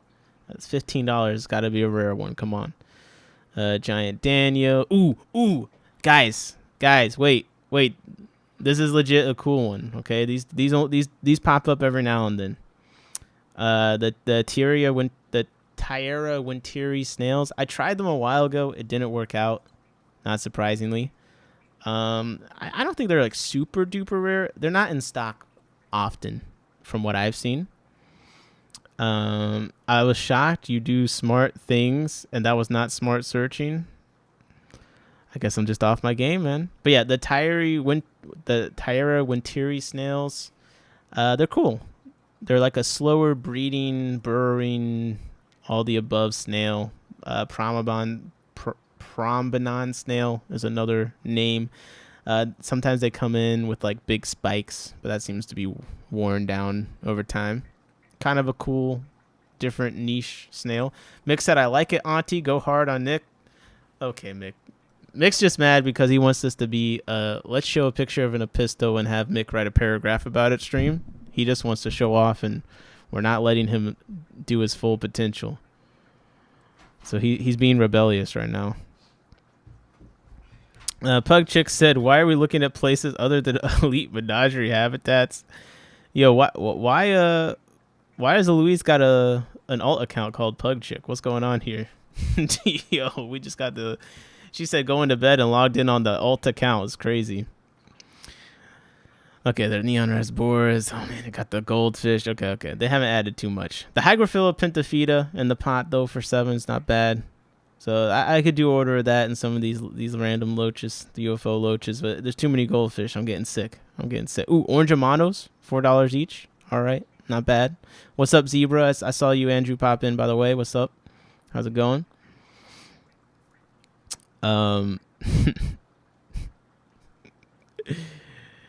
Yo. Let me see. What we got going on? No. I pulled up Pug Chick's account. It's claiming it's not Louise. I don't know. I don't think we can trust. Okay, what's next? Man. Am I really this? I can't remember the name. Okay. Let's see if Tropical Fish Co. added anything. I think when I last checked, there wasn't a new arrival yet from when we last looked. But I do want to make sure. Okay, these are still in stock. Good. As long as these are still in stock, then I'm happy. And I'm gonna put the link to this in the chat just because I want someone to buy the fish and also try and breed them so I can live vicariously. But the blue line Venus minnows, I still think they're very cool. And after learning the green laser corys are something different, I'm not gonna lie, I'm curious about those as well. They got a lot of super nice corys in actually right now with locations. But I need the new arrivals. That's what I need. The Super Schwartz Eye, those are cool. The Smudge, the Simulus, those are cool. God damn, there's a lot of cool catfish. Hold on. Yeah, the green lasers, blue phantoms. Okay, but we need the new arrivals. We need them. But shout out Tropical Fish Co. Pug is Louise's alias. That's funny. Pugchick said, it's not Louise, it's Amanda, and I found her when I came across her channel, and I'm glad okay, that's what's up. And I'm glad I did. About to place my first order for wait, bro. You know what? I wasn't going to do this, but guys, hold on. Place your first order, and you found it on the channel. I didn't even know that, like, people could discover stores on my channel. It's kind of crazy. But just because... that is very cool. I think I do technically have a code. I think I have a code for Louise. I don't get a commission on it, but you do get a discount. Yeah, okay. This is a special one time. All right, I'll never share this code again. We can't do shilling here on that level, that much. But there's a code in the chat. In my tanks 15. That should work for Louise's site, I believe. Just throwing it out there. So you already got the order about to be placed. But that's cool. That's one of the things I like doing about looking at the different shops, and why I like when it's a LFS that has an online store too, because then it's just that much more satisfying, like going through what they have and maybe people didn't realize. So shout out to Amanda. Thanks for stopping by. Mick said, cool, Amanda. Ani K said, hi, Amanda. Let's go. Okay, I'll quickly look at Dan's fish, but it's been a minute since he's brought in things that I like. So let me see. Let's look at the recent. No, my God, bro, this guy's just tripping, bro. Oh, it's not the worst. This blue Corbin's breeding group, the 1 male, 3 female, the Pelvicochromis pulcher. I just want to talk to the person that buys this eventually. We got the Firefin Hillstream Loach, the Laticeps, $90. We got Bristlenose. Ooh, Nothabranchius Eggersii. Rahori Red. This is a cool annual for sure. This is a cool annual. I really like the blue on the red. Come on. What's there not to like about that? If y'all would pay attention, this was all covered in Mexicali stream with Louise. Wait, what was 2%? Welcome to the Isopod Agenda, man. Yep. I live in Pittsburgh, but technically she's my local store since we're in the same street. Look, to me, a local, she's like 3 hours from me, so not local is any store, any local fish stores, any store that I could drive to reasonably one day. 186 said I definitely need a road trip to. So guys, you guys keep this in mind, but I want to throw an event at Louisa's store. I think it would be cool. It would be cool to throw an event. I'm kind of thinking aquascaping competition. At least we got to get Bomba and Big Steve up in there. But yeah, I think that would be really cool. And there seems to be enough people kind of in the general area that we could all make the trip. I mean, it's definitely not the closest to me. You know what I mean? It's not like I'm picking a place that's like next door to me, but it's close enough. Speaking of which, Big Steve and all of them, Big Steve and Bomba met in person at the last Aquarius Society. It was an intense moment. Hold up. Let me pull it up. I forgot to tell you. This is breaking news, by the way. Okay, while I go to the next site. It's nice to buy close to quick shipping. Yeah, Louise overnight shipped me stuff for like $15 or something. So even if you're just a little bit closer in the area, the shipping will be cheaper. Okay, 1 second. Let me just get this video up. Okay, Big Steve and Bomba. Mortal enemies meeting in person. Okay, this was the scene. Yo, Nick, my pods are breeding right now. Congratulations. Let's go. The Isopod Agenda grows. Okay.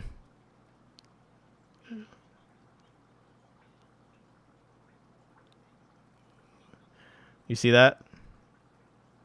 You see that right here? Big Steve was ready. You see that? That little fold, that little hand motion down there? 1 second, man. 1 second. I want to make sure you guys can hear what I'm hearing. Okay. Like, Big Steve was prepared is what I'm saying. He had the knife on him, man. I'm just going to say it. He had the knife. He had the knife. Just we'll go back. So see, shaking hands. But look at this guy. Oh, he thinks he's slick. But the streets are safe again. You guys don't have to worry if you're in the same building as them. Okay, it's no longer violent. All right, they can be in the same room together, and it's gonna be okay. All right, but when the aquascape battle happens, I don't think it's going to be as friendly. All right. Mick said, that's nice. My friend's daughter plays soccer in one of the uni teams in Pittsburgh area. She's captain. Oh, that's cool. How's that, bro? Aren't you you're in Sweden, bro? You just know everyone everywhere. It's getting a little bit spooky. I might have to start talking more respectfully to Mick. He might know someone in my area. Okay, but yeah. Okay, shout out Dan's Fish. This is a W fish. Not the Branchius Eggersii. That's pretty cool. Where was I? I love it. Why are we looking at other stores besides? I like when people come in with biases for the stores that they like. That's what I want, bro. I need the shills up in here. I can't be the only one. All right, shill shamelessly in the chat for your favorite stores. I don't care. Ani K said that was hardly a knife. Mick said peace for now. Keep his enemy close, always keeping him guessing. Devious. He's a devious man. That Big Steve. Has the chat been below the listing the whole time? My bad. Sweden got a great female soccer culture and history. Oh, okay. Okay, we got albino swordtail. Ooh, red laser corys. That's that. I mean, I'm interested in those as well. Dwarf molly, various sizes. All right. Some gobies, zebra autos, ember tetras. Okay, okay. We've reached the end. But cool killifish. Cool killifish. You know what? I'm adding it to my list. We don't have any killies yet. It's kind of disgusting. We'll put Dan's fish on there. Buck's just, I need a laugh and had to hop on to throw out some sarcasm to be. I appreciate it. We need the energy, bro. It can't just all be Ani K cyberbullying me in the chat. You know, we got to mix it up. All right, what are the other sites that we need to go to? Well, while I think of the sites, let me look at Aquabid just to see what's going on. I know it's gonna be dead, but okay, that's what I. So this is something interesting, man. Aquabid. There's a couple things you always see on Aquabid. Super red bristlenose plecos, which is actually I think it was this guy. I got my original group from this guy. I got he sells like groups of like 10, pleco of different sizes and stuff. I think I got a pack of like juveniles. And yeah, that's always selling. But corys beyond here still. We got fireball corys. Now, I'll be honest, I don't believe in this cory.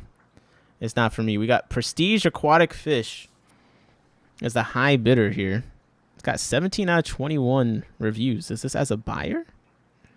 Interesting. Golendale, WA, United States. This person got 101 out of 101. The seller does. 6 fireballs. Currently the high bid. What the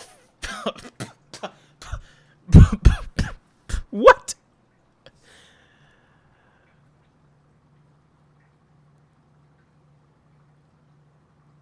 Yo. Don't tell me that Jody P got the sale. Yo, they got 6 fireballs for $1,500 right now. Jesus Christ. Bro, and this is the funny thing about Aquabid. It'll be the worst photos of all time, and people have no problem bidding it up, man. Like, I'm gonna spend $1,500. I need a camera. But goddamn, I guess Jody got the deal of a century. I'm not too familiar with fireballs, but I guess the fact that I haven't really seen them pop up for sale is probably an indicator. Let's see. Buy fireball cory. Yeah. Come on. Yeah, Broom, come on, man. Stop humble bragging in the chat. All right. I want to at least live vicariously. I need to see you run the numbers up. All right. This is crazy though. Imbroom said, I need to hit up Prestige to do some selling my fireballs. Yeah. A couple fish that I just got in. What I missed. Not much. We're still going through. What else does Nick search to get all the ads? I'm on incognito right now, bro. It's just serving me whatever. I mean, you guys think that I'm searching up Tai Chi? I don't know. But okay. Look at the bidding history. So the first bid, this guy was so open. Well, he's 0 out of 2 for ratings, so I don't know what's going on. But he bid $100, never to be seen again. Okay. It quickly went from $100 to $600 in a day. 600 bumped it up to $999, which I guess must have been the end of Charmer's auto bid. Then Charmer came in with 1,001, which in Prestige tried to bid $1,200, but Charmer 7 had an auto bid up to $1,200, which in Prestige comes in. This is such funny like bidding, bro. He set the minute to 1,200, and Prestige he bids 1,201. Now that they were bidding in hundreds, then they got tired. They bid to 1,258. Then Charmer came in like, okay, let me try and end this. I'm a up it by $250, $1,500, 1,501. Then Prestige comes in with 1,502. So listen, they're going at it. It's 23 hours left to go. Embroom said no. That is a that is a crazy price. Okay. Jacob said they're smoking crack. Well, you said Jody got a good deal, so I was like, all right, well maybe 1,500 is fine. Was it Mitchell buying those? No, I don't think he's got them. He's breeding them. He said it. When at the auction, I think I was bidding on the Skylar Mastacks. I bid up to 300 and then dipped out. And he was like, "Yeah, I got 3 billion of those. I just got all of them. Whatever." Okay, dude. Every time he walked, like Money and Corydoras eggs just fell out of his shoes. I don't know what's going on, but I'm gonna have to 3D print something just to catch the excess. And Bruce said at the time it was a good deal for Jody, but they come down a lot since then. I'm curious what these 217, the new the Rio Toma, there we go. I'm curious what they're gonna do price drop wise, because now I'm seeing people sell them for 50 each, which is pretty big.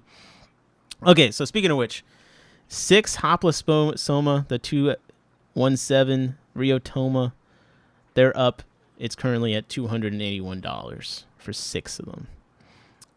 We got a photo. Usual Aquabid photo quality. Okay. Prestige fish, aquatic fish is on this one too. Good though is when you pay attention for long enough, you start recognizing people, and you can just like observe the drama from a distance. Like, oh, these people, they're always fighting each other.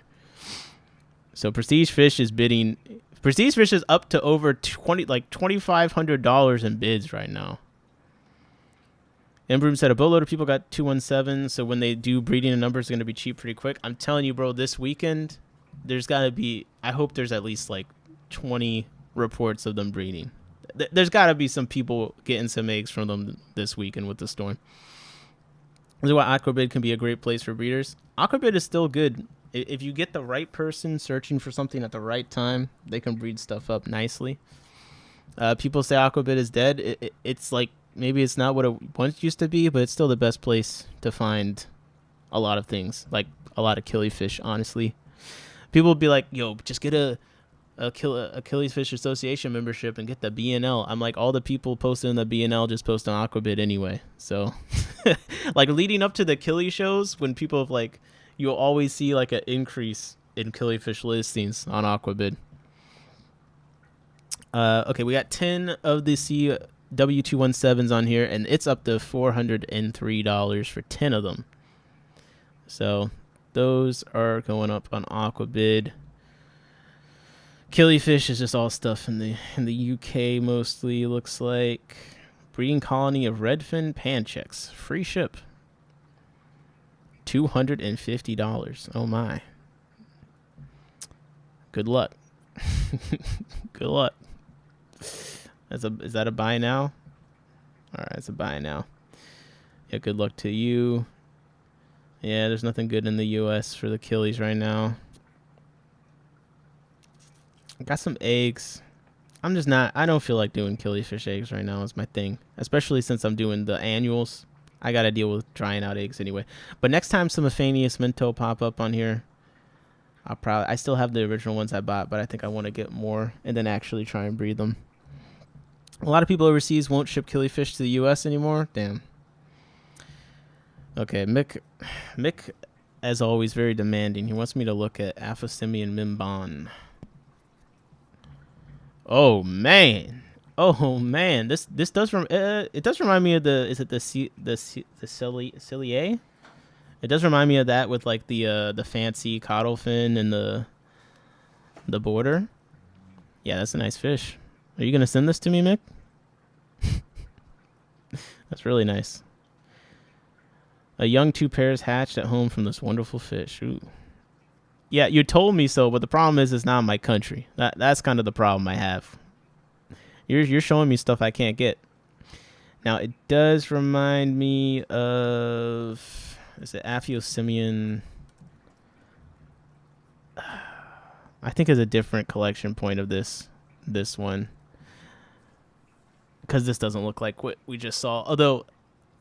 The finnage, the borders on the fin, I think is one of the things that was reminding me of the one I'm thinking of. I can't remember the name of. Beto says, is a Simulus cory considered a con color? I don't know, but I have a feeling if Embroom's around, he probably knows. Ooh, Corydoras Simulus for $15 each. Not too bad. Not too bad. I guess it is 2 colors. You need to get into some... Wait, I do... Bro, come on. I am into them. Hold up. Hold up.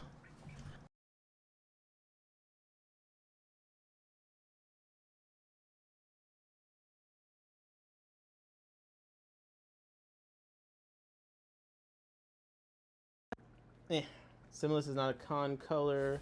Con color is a specific species. No, bro. I got the Procatopus similis.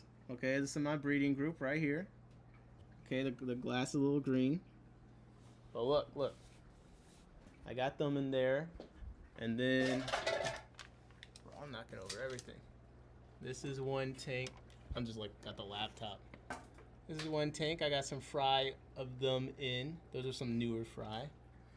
And then, over here, in this tank, I moved like a billion tanks today, so everything's all over the place. This is a different stage of the Procatopus fry in here. So slightly bigger. I think in this tank there's 30 of them. And then this tank up here is slightly older than the ones in the other tank. But at the top, there's some more. So yeah, my main breeding goal for this year is to breed 100 of the Procatopus similis. And then I just started getting fry from the Yabasi, one of the Yabasi ones. So Procatopus is one of the killies that I really want to make a bunch of. That's why this year I said I'm trying to focus on things more and like bigger numbers of the fish I'm into. And I really like the lamp-eye. Now I'm trying to remember. So those two species I want to do. Then there's one kind of lamp-eye killifish that I had, and then my sister left the lid open and it jumped. But it's like got a red laser. I can't remember the name of it. It's not Procatopus. It's something else. But yeah, I agree with you. Not enough people know about them. He said Bruce said most people are focused on Aphasibian and Fundulopanchax. Mick him. Yeah. Shame him. But no, every time people come, I don't have too many tanks that are too well set up, but like this is definitely a fish people usually are like, what is that? Because like it is quite different looking. They're very pretty, very shiny. The rainbow fish of killifish, as I say. Ooh, guys, do you see that? Look, my crystal red shrimp have been going crazy. I got a bag of 10 of them at the Guapa meeting, and I threw them in here. I just threw them in, and when I turned the lights off last week, I realized they had a bunch of babies. These are all ones that bred in here. These are not any of the ones I bought. Look how big they are already. I didn't expect them to grow that fast. Like, it's kind of crazy. So I guess I'm successfully breeding crystal red shrimp in my tap water right now.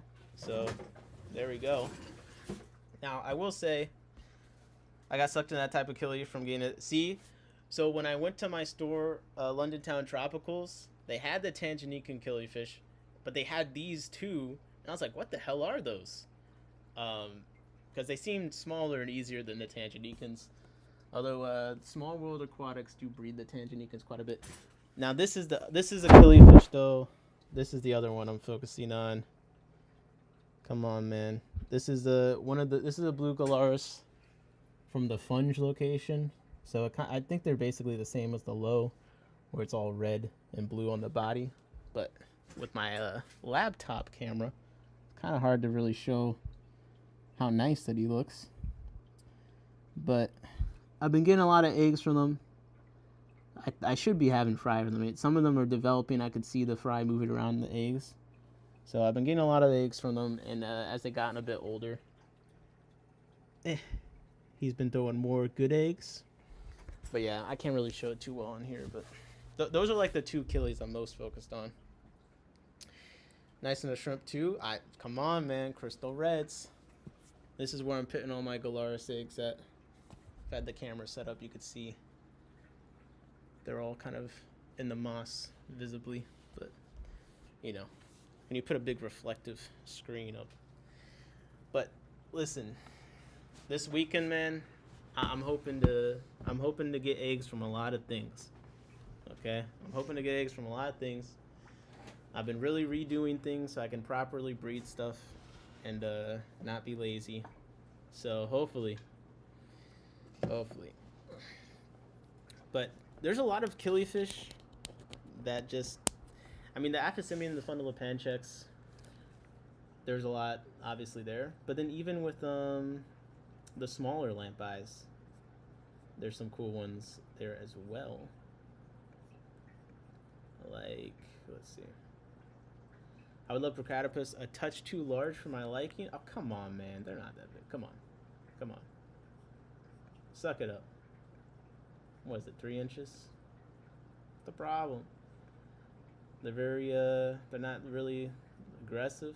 They got small mouths. Like, what else could you want, man? They school. Perfect fish. Not to shill for Louise again, but she does have a pretty nice looking Procatopus in there. I almost bought it, but I was like, I knew I can't maintain 3. I'm not ready to have 3 species that I'm actively trying to breed and be successful. I'm trying to make over 100 of just the one. You know, they kind of grow slower. I don't want to mix them up. 2 is already hard for I'm not a very organized person, so not mixing up the 2 is going to be something that I have to focus on. Although they look pretty different, so I think I'll be able to pick them apart. Yeah, the Yabasi red. What's the other one she got? 1 second. Is it the Yabasi red? Ah, this one. Okay. Yeah. This Procatopus it did make me envious when I was at the store. Because the anal fin is so yellow, bro. It's just pure yellow. And then the lamp eye is really lamp eyeing on this guy. Like, yeah. I really had to exercise self-control to not get another killifish to add to it. But, it looks really nice. It looks really nice. The fins are long, but it's that yellow anal fin that just blew me away in person. The thing that's challenging with them is, like, you gotta get them, you gotta grow them, you gotta fatten them up. The one Yabasis I had them for like 5 months before I started getting. Okay, maybe 5 months is exaggerated. I had them for a while before I started getting eggs from them. I had to grow them a bit. So that's like the first hurdle with breeding the Procatopus. Then the second is, yeah, raising up the fry. They do grow slowly, but I'm trying to put the fry into bigger tanks very quickly. So I got the 5 gallons that are super loaded up with like all sorts of microorganisms. I put them right into the 5 gallon or the 2.5 as quickly as possible, and then I'm trying to get them into tins. And then I'm thinking eventually I'm gonna clear a low boy for like the juveniles, and then I'll have a low boy, the 20 gallon low boy, to grow them out in, because I think for something that already grows slow, I think the faster I can get them into bigger tanks, the better. Poor pancheck species are a bit stressful, but Procatopus are often more calm. IMO mix said, okay. I like the body shape, proper fish. Yeah, proper fish. Pro panchecks. Bro, you got me all distracted. What was I was doing something before this. What was I doing? I don't even remember what I was looking up. But there's some killifish that basically look like small Procatopus. So there's a lot there. There's a lot there. I'm trying to get into it, man. I am. Now, let me see if I can get my audio working again how it was. I got too excited to show off my Procatopus. 28. I said 28 gallon low boy. Although there's probably some kind of cool shallows out there. The shallow tanks they're coming in, man. That's the next trendy tank thing. Shallows. Yeah, see, look at this. Poor Panchex Alexiphthalmus. It basically looks like a tiny little Procatopus. Come on. What's there not to like? Look at that. That actually is... Yo, I want this fish so bad. That's why I can't look up killifish, because I immediately am like, yo. Like, look at this, man. This is everything I like about a fish. Oh, the fins on this guy are pretty cool, but it kind of looks like a normal, like... Oh, yeah, it is. I was like, it just looks like a normal Normani. Oh, it is. My bad. But yeah, there's some cool poor Panchex, man. With a little bit more color than the Normanis. The Sheelite, yeah, these are nice. Look at these. Look at these. Always get my fins mixed up. These are the pectoral on the sides, right? I forget what are the ones on the front. What are the ones? Is that the ventral or the ventral and the anal the same? Ah, man, I'm all confused. Stressful swimmers drives you nuts watching them. Oh, okay. If you say so, just let the fish swim. What's the problem?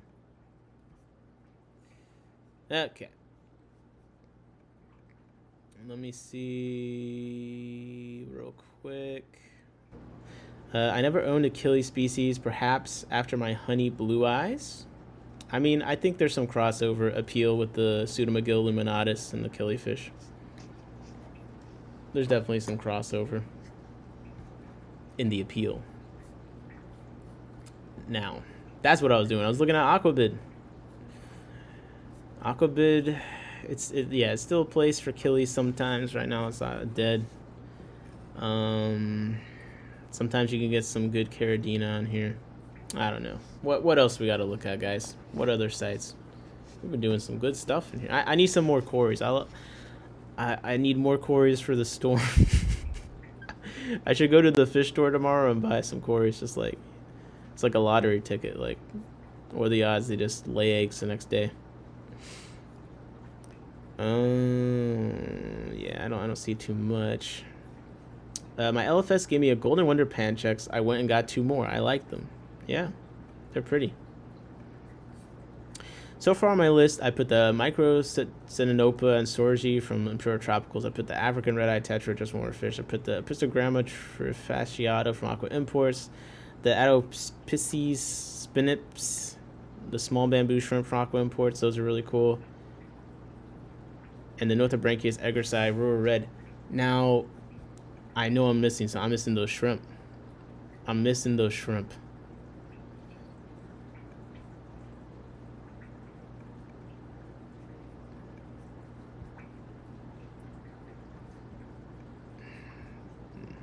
Because if Louise does have those shrimp, then I'll give it. But I didn't see those when I was in her store, man.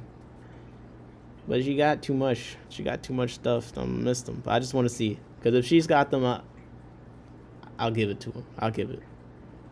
Amazon Tiger Shrimp. Okay, they're out of stock. Never mind, bro. Never mind. You don't get the credit. I got to give it to freaking Aqua Import. Oh, wait, but they say out of stock. Okay, I'm adding it to the list. I won't attribute to anyone. This is a cool shrimp, though. It's like a crayfish, not a crayfish, not big enough to slaughter everything. Like, yeah, I'm putting that on my list. Yes, we got the small bamboo shrimp, these things, and then Nothabranchius eggersi. That's what we got so far. Abe says that, no, that discount was for Elite Menagerie Habitats was what the code was for. Oh, Imbrooms that I pulled eggs for CW038. Okay, let's see. I don't know if you heard earlier, but I think... Yeah, let's go! Okay, this is on my Cory wish list. This is on my Cory wish list. Yeah, these are the ones I bet on. I should have kept bidding on these, honestly. I fucked up. I should have. I could have had it all. I even got cooler water. These like cooler water, right? Yeah, this is a luxury Cory. That's what I like. But no, earlier I was like, man, this weekend, if people like M Broom don't come back on the MNC show and say like, yeah, I just got like 5 billion Corydoras eggs, like, I'm gonna be disappointed. Okay, I need all the Cory breeders to rise up so I can live vicariously through them. You see a trend here. Okay, so I need you guys to be on point. Come on. Imbroom said CW147. Okay, let's look up those. CW147. Okay, we got another one. Another Skeller Mystax. They're going crazy. Oh, we got some sexual dimorphism. I like that. Make it easy. Make it easy. Oh, this is like the in-between point between a Cory and the... It's not like as elongated and extreme as the CW038. Or at least not from the photos that we're seeing so far. Now, I was just about to say, I'm going to go and find a video from Mitchell Broom. Man, look at the gold. Look, it looks gold on the head, though. No, snail, no. Yo, it was so funny listening to one of the tours they did over here, and he was like complaining about having too many shrimp. And I'm looking at this tank. I'm like, yeah, maybe there is too many shrimp in here. And I saw in the 3D printed files he had a shrimp trap. I was like, this guy really is tired of having too many shrimp. Damn, that looks nice though. Look at that gold. And this is not a fish I don't think I've seen them in any stores near me ever. Okay. We got some pretty recent videos from you with some updates on stuff laying eggs. Okay, what else did you say lay eggs? I gotta see. Okay, see CW147, small version of a Barbados. See, okay.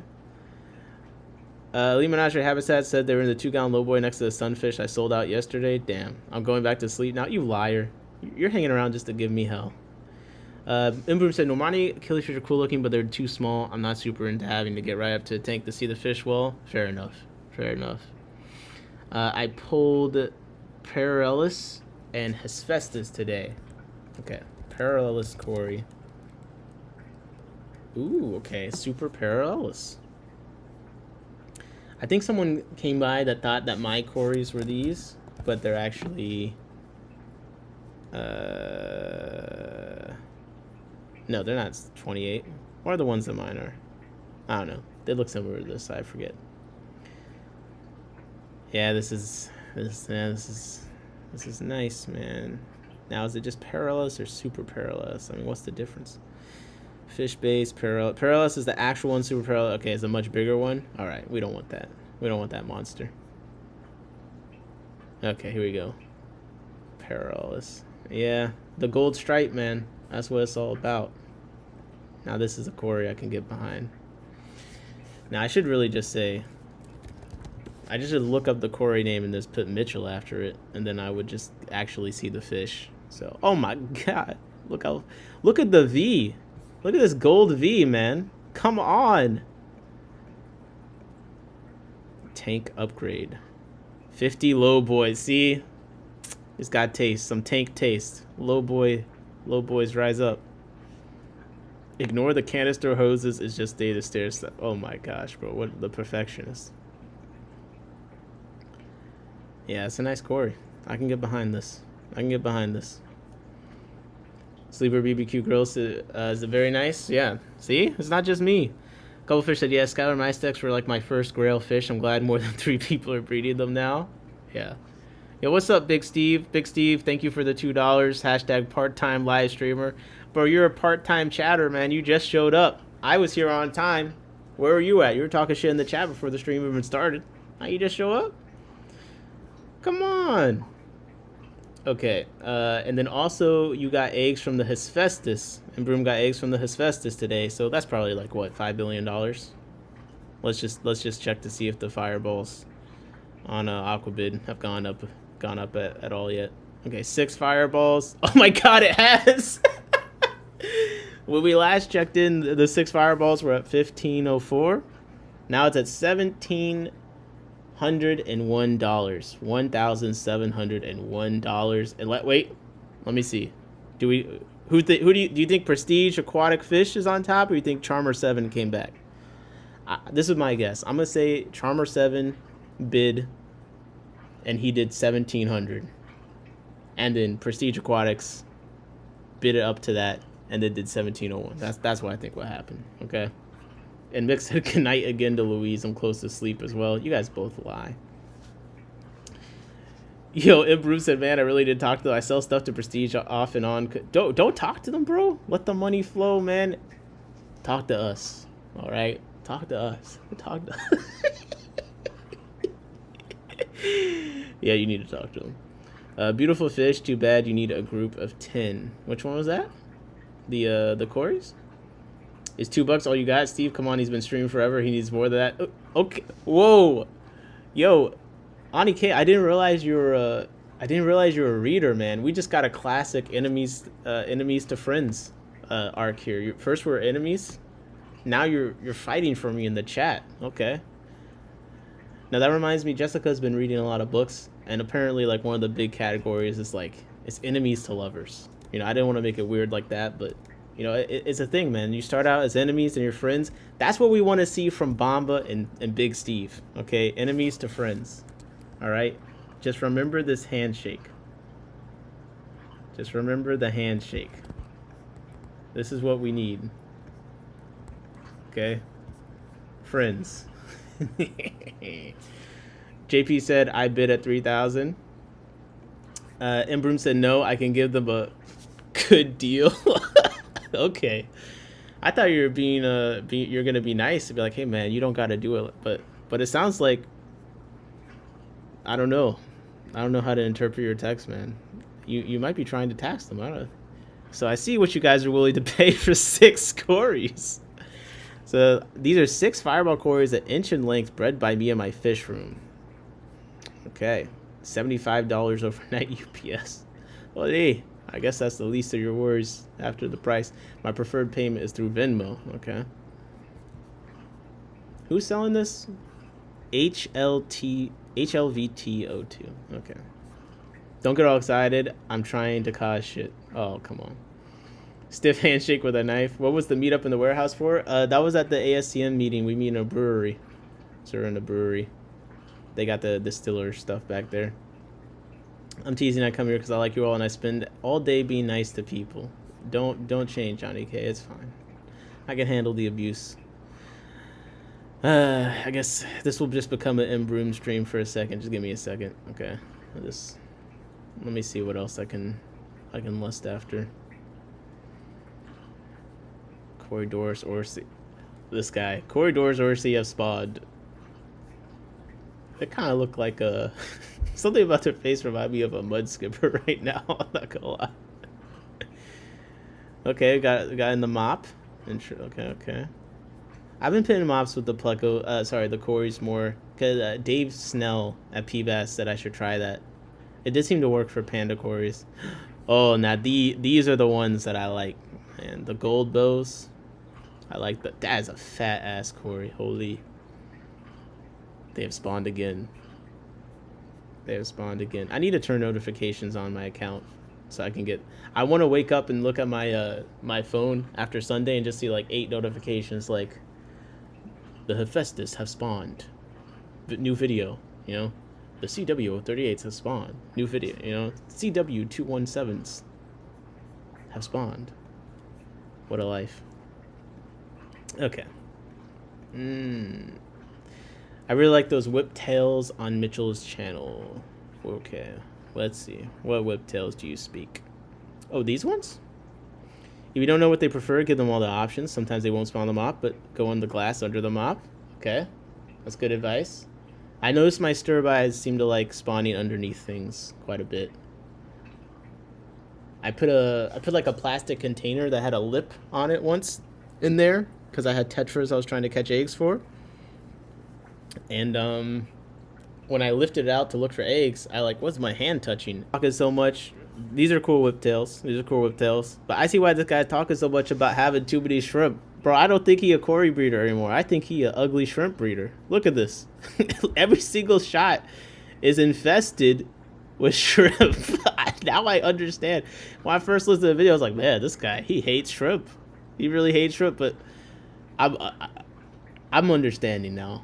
I am definitely understanding now. This man had, at one point, he had shrimp everywhere. Now, god damn, look at, got an army of these things, man. Look at the extensions. Sturasoma aurum whiptails. Nice. Not all fish breed the same or have their fry grow out the same. There are plenty of people that tell you it's easy to breed whiptails, but they're not all the same. In this case, Sturasoma aurum whiptails spawn readily, but keeping the fry alive for the first month is very different. So this is how I do it. Alright, I'm going to put the link to this in the chat. You guys can figure out how he does it. I know Big Steve has been breeding a bunch of the... Steve said, do you have baby Colaris? What are you waiting on? I think I might. I don't know. There's some eggs that should hatch soon. They're moving around in the eggs. So I should have fry soon. I should. Steve said, Jesse, I want those glass cats. Yeah, those did look nice. I often control in this take. No, you got a lot of fry. Okay, I put the link to this video in the chat. You guys can figure out how he does it. I'm just admiring the fish right now, okay? Yeah, the Zaco platypus. Those are cool. Man. Some people just have it all, huh? Look, he's back at it again. The Zaco platypus have spawned. Yo. Can you imagine, bro? Can you imagine, like, you're the president and you just pick up that red phone? You pick up that red phone in the Oval Office and you're just like, it's gotta be important, right? Yo, what's going on? The Zaco titles, that's how I imagine it being.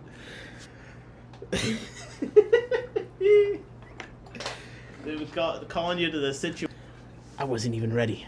Where's my breeding rings at? What up, Steve? Make a pre-order for the swap? Oh, I forgot the swap's coming up. I'll mention that soon. Who's breeding platypus? Imbroom. Mitchell is... Oh, that's different. Man, why are you always talking about corys, man? Okay. I mean, he did say that he breeds all sorts of... He's just in a cory phase right now. This guy's got some... He's got some exquisite taste. Okay. I'm gonna get distracted if I just keep stalking. Okay, do any other stores that I've missed? Let me think.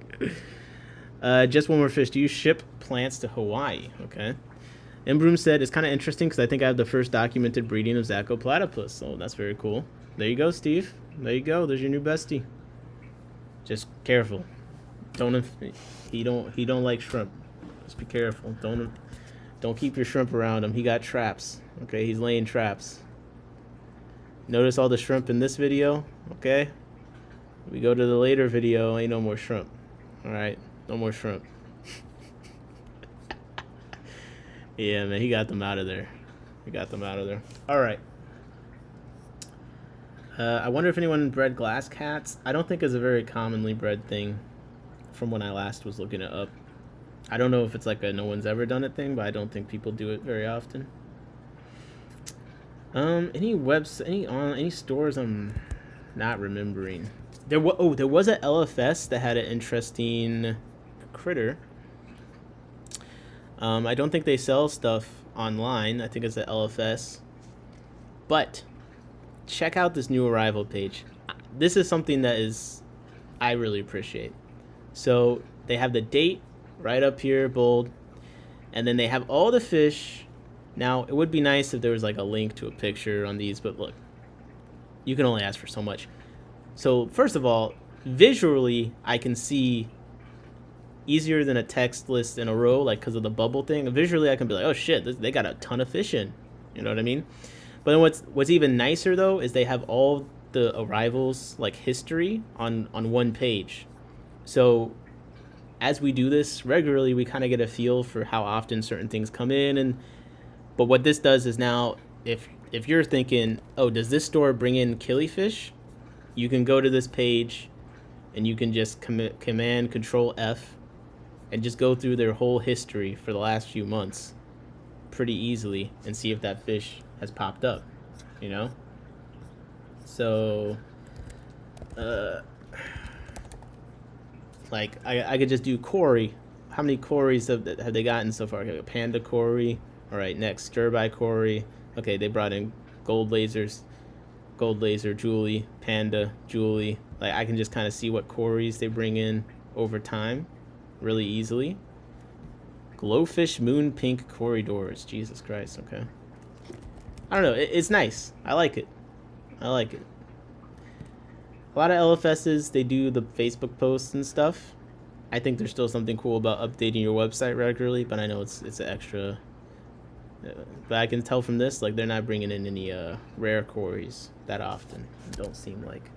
Elegans cory and Lucomolis cory is like a slightly different thing.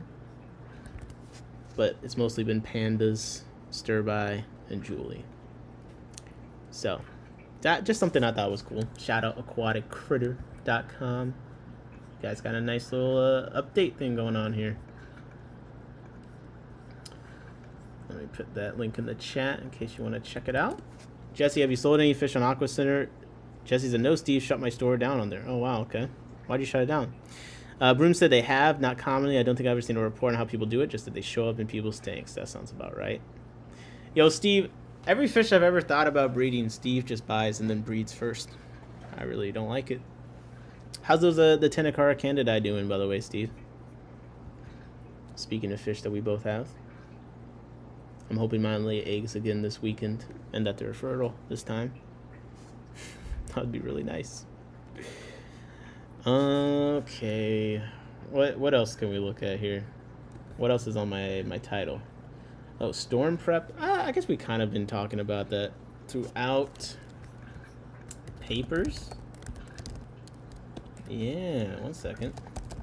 Let me do a paper before I. But yeah, you shut your shore down. Steve said, I think I lost a female. You lost a female? You just haven't seen her? Or? I want to read a paper on Corydoras. All right, we've been talking about Corydoras a lot. The storm's coming up. For me, the storm prep is I got my APC backup, and that's just going to have the linear piston pump plugged into it. I've got some batteries I usually use for my camera, but they got USB on it. I can put those on the Higer filter I just got and a couple other things. So I feel all right. It's just that it's kind of getting cold down here, so I might have to. I seriously might like start boarding up some doors and things like that, because I really would like things to not get too cold. I'm already on the danger zone sometimes. Read the breakup paper if you haven't yet. What breakup paper? Embroom said, I do have high hopes for my patalensis breeding this weekend. I brought them out of a 4-month dry season 2 days ago. Let's go. Come on. I wish I had more time. I wanted to do a dry season for all my autos, but I think what I'm going to do is I'm going to move the Robocops to a tin where the store-buy and all that stuff have been spawning in. And that will be more water volume. It's more flow in there. And the walls are green. So I'm hoping that does something. We'll see. The Cory breakup paper? Bro, yeah. If I Google Cory breakup paper, is that gonna come up?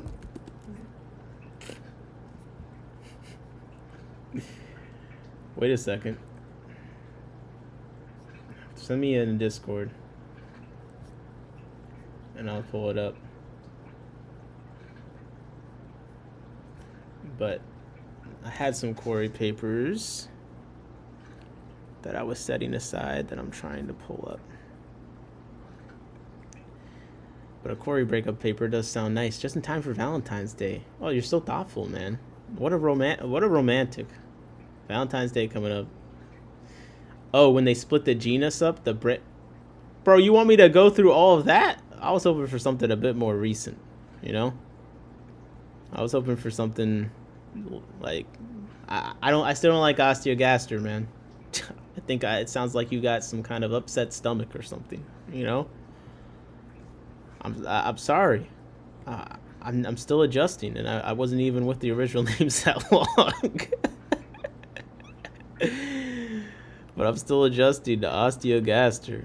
I don't know, man. I don't really know. It was something social related. Give me a second. Wasn't that published in 25? Probably some decent pics. All right, okay. Species split paper. Separation. Oh man, there's been a couple of there's been some other specific separation stuff that's popping up too. Let me see if I can find that. He wanted something along the lines of Jerry Springer, not National Geographic. I mean, I'm sure it's very dramatic, you know? I'm sure it's very dramatic and very interesting. But let me actually find it. I'm getting distracted by Sir Marshall 2007, what's up? Dang, it's been busy in my own tanks. Haha, forgot to live. How's it going? How's it going? Keeping it busy. We got to get to work, man. There's a lot to do. Ah, here we go.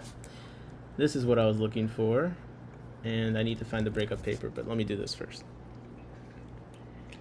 So, developmental social experience changes behavior in threatening environment in Corydoras catfish. Okay.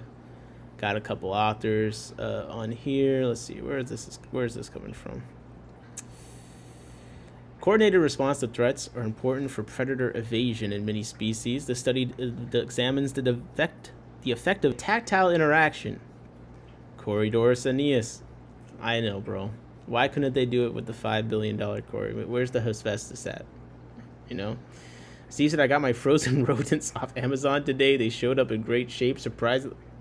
Okay, I'm gonna pretend I didn't read that. What are you talking about, Steve? My frozen rodents showed up in great shape. Okay. They reared the fish in a mixed age group of age-matched peers and adults, or with age-matched peers only, same age and condition. A startle test was conducted with small groups of subadults from either social rearing condition. Prior to any startle events, the SAC, so the SAC is the same age and condition group, and then the MAC is the mixed age and condition group. So the SAC individuals, subadults, had increased tactile communication compared to the mixed age and condition subadults, but the same age and condition individuals were overall less active. Okay, let's go through the actual thing here, because this sounded interesting to me because of the communication aspect. Animals, in particular, improved foraging and predator evasion.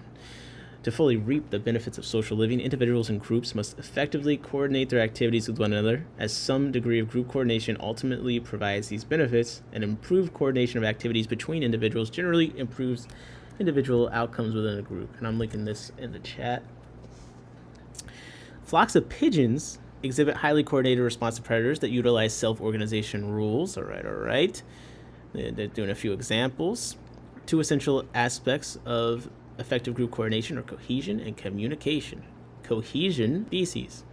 Cohesive groups generally coordinate group movements more effectively, and effect demonstrated in multiple species, including fish. Let's go. Communication between group members also facilitates group coordination and enhances anti-predator response. Some forms of group coordination, okay, alarm calls, etc., etc. Group communication before and during a predator threat can be influenced by a prey species' fear of predation. And in the Trinidadian guppy, Porcelia reticulata, the perceived risk of predation caused fish to develop stronger social ties and higher group cohesion. I've seen some fish school a lot better when you put a bigger fish that's threatening in there with them. So, yep. All right, I'm following.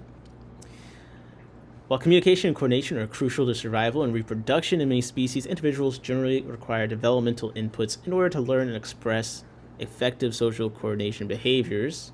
In the cichlid P. tenuatus, group coordination is a socially developed behavior, and subadults raised in isolation show increased aggression. So this is something interesting concept, because I do feel like some fish like that I've bred, and I've seen people talk about this, like when you breed fish and raise them with other fish, they seem to be kind of less aggressive in general. And I have kind of said, like, yo, I need to socialize my fish. It seems to be kind of a thing, man. It's interesting. Are some fish that are not considered community fish, over time you can just breed them to be nicer, I guess? That's probably an established thing, right? And I've had some fish that snuck away as an egg and ended up somewhere by themselves, and they're definitely assholes compared to the ones that grew up with everyone else. I think that's something I've noticed. All right, so with that cichlid, the subadults raised in isolation showed increased aggression, a delayed response to external stimuli, less shoal cohesion, and lower growth compared to their age-matched peers raised in groups. In the highly social cichlid Neolamprogris poultry, being raised with or without adults also affects social behavior. Ooh, interesting. Okay, with or without adults. I mean, well, I feel like most people take the kids out from the adults for a lot of fish. Maybe not with some of the Tanganicans, I don't know. Being raised with or adults affects social behavior, albeit in concert with ecological experiences. Fish that grew up in mixed-age family groups in a seemingly safe environment showed the most pro-social behavior and best What? We gotta put the fish in multi-generational households? Okay. With predator experience altering these effects. The predatory mite... okay, it's so random, bro. The predatory mite, Phytocilius persimilis, exhibits a similar effect of social isolation, with mites reared in social isolation showing lower social competence and poorer reproductive outcomes. Sorry. Oh man. So sometimes reading these, there's always something that makes me laugh, like, yo, we're studying the social behavior of mites. Like, it's just so funny. And then some of the things that hasn't been studied yet, it's like you studied the social behavior of mites before you got to this. You know what I mean? Dogbook 5251 said, what a comparison. That's what I'm saying. And Bruce said, how do you jump from looking at corys and saying I need to check out mites? That's what I'm saying. Get to the fish. Okay, these studies underscore the importance of social experiences and the development of group coordination skills in individuals. Social rearing generally promotes behaviors that are beneficial for group living, such as reduced aggression, quicker responses to stimuli, and stronger group cohesion. It also suggests that isolation can lead to significant behavioral and growth deficits. There's a lot of fish keepers that need to hear this, myself. Larvae raised in isolation exhibit lower social competence than larvae reared socially. In this study, we reared larvae either socially or in isolation, and then placed larvae in groups and assessed their social interactions. We found that larvae reared in isolation initiated fewer nudges with group mates, and furthermore, were likely to C-start, parentheses, an involuntary anti-predator response. Oh, wow. Okay, C-start. When they physically touch others. This underscores that nudging has an innate component, but nonetheless requires social experience to develop properly.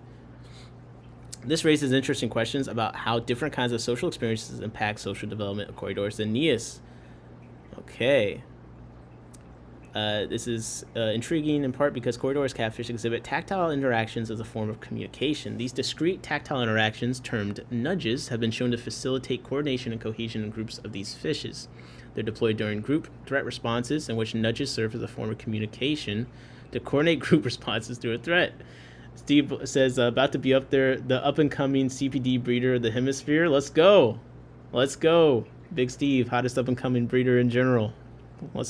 And best breeder of Nanochromis transvestitis in the world. Trademark. All right. Having a variety of sizes may make the shoal less effective in confusing predators, so there are likely benefits to overcome that disadvantage. Anike said, as humans, we should understand that beings need to grow up in societies and communities and families are born into. As a 60 scoop survivor, I'm unsurprised there are problems. Socialization, man. It's also likely that very young juveniles that hatch as a group must live in juvenile-only shoals for some time before encountering and joining a mixed-age shoal. Since C. Aeneas eggs are typically laid in clusters and parents do not provide parental care after eggs have been laid. So that's interesting because... So I got the orange laser fry, and they definitely go off and hang out together. I haven't put them with the adults, but with the panda corys, I feel like I've had a bit more of mixed sizes. And I do feel like the younger ones hang out with the younger ones for a bit. I thought it was just like, yeah, they don't want to get eaten by adults, but I feel like they kind of do it even when they're big enough to not get eaten by the adults. I don't know. A couple of fish said, I think there's a snake that has adapted its attack to compensate for the fish's C-start in its natural environment. Okay.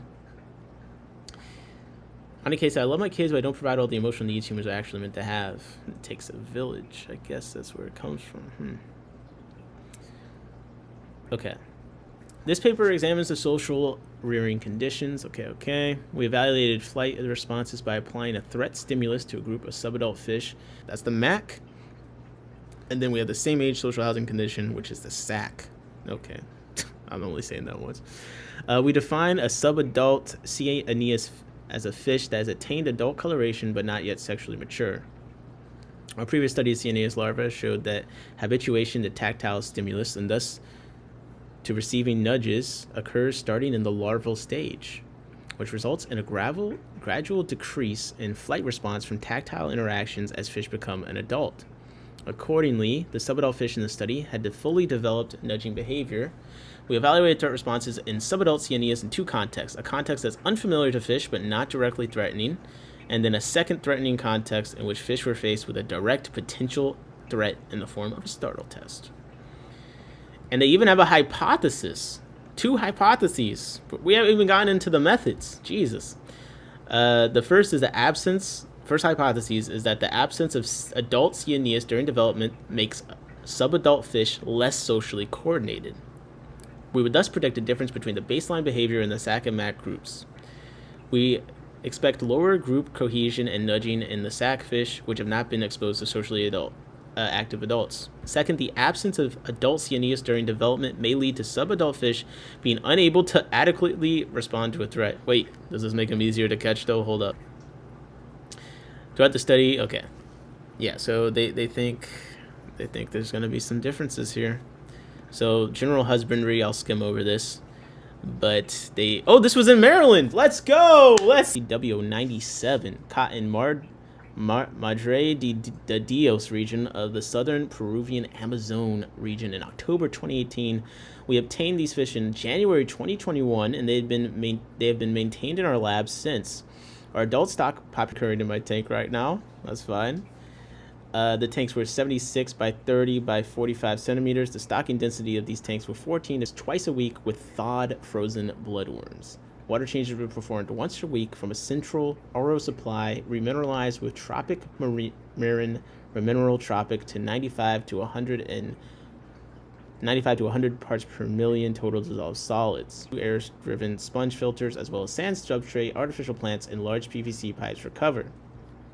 Eggs were collected from adult stock tanks in 2 batches, one in January 2022, one in March 2022. Both batches collected from the same 2 adult stock tanks. Multiple clutches of eggs were laid over 2 days. Because of the unique sperm drinking copulation mechanism in these fish, we can be confident that eggs day of 2-day spawning events for both batches. We put all the eggs laid in both adult stock tanks in separate enclosure, thereby mixing full sibling groups. This ensures that the degree of relatedness did not differ when fish were later allocated to experimental social rearing tanks. This also simulates natural spawning conditions when many pairs of adults spawn around the same time and lay eggs in the same area. Steve said I need to call her. Bro, shut up. Embroom said, wonder who this paper is by. CW97 are not technically in ES yet, since they haven't gotten identified. They have a little gold line over the shoulder that stands out. Ooh. Well, let's see. I mean, it sounds like it's by the University of Maryland, but I don't think it's not like a student paper. Yeah, where is the freaking... Maybe I need to go to the publisher link. It wouldn't be the first time a paper got something wrong. Oh, wait, okay. This work... Oh, it was supported. Funding. This work was supported by the President's Postdoctoral Fellowship and APE Promise Academy Fellowship. So maybe this is some doctoral student thing. Yo, I might have a friend that might... Wait, do I recognize his name? Wait a second. Do I know Austin? Okay, I'll follow up on this later. I might know Austin. Wait, let me message him. Because I think he said that he did lab work on corys. Let me see.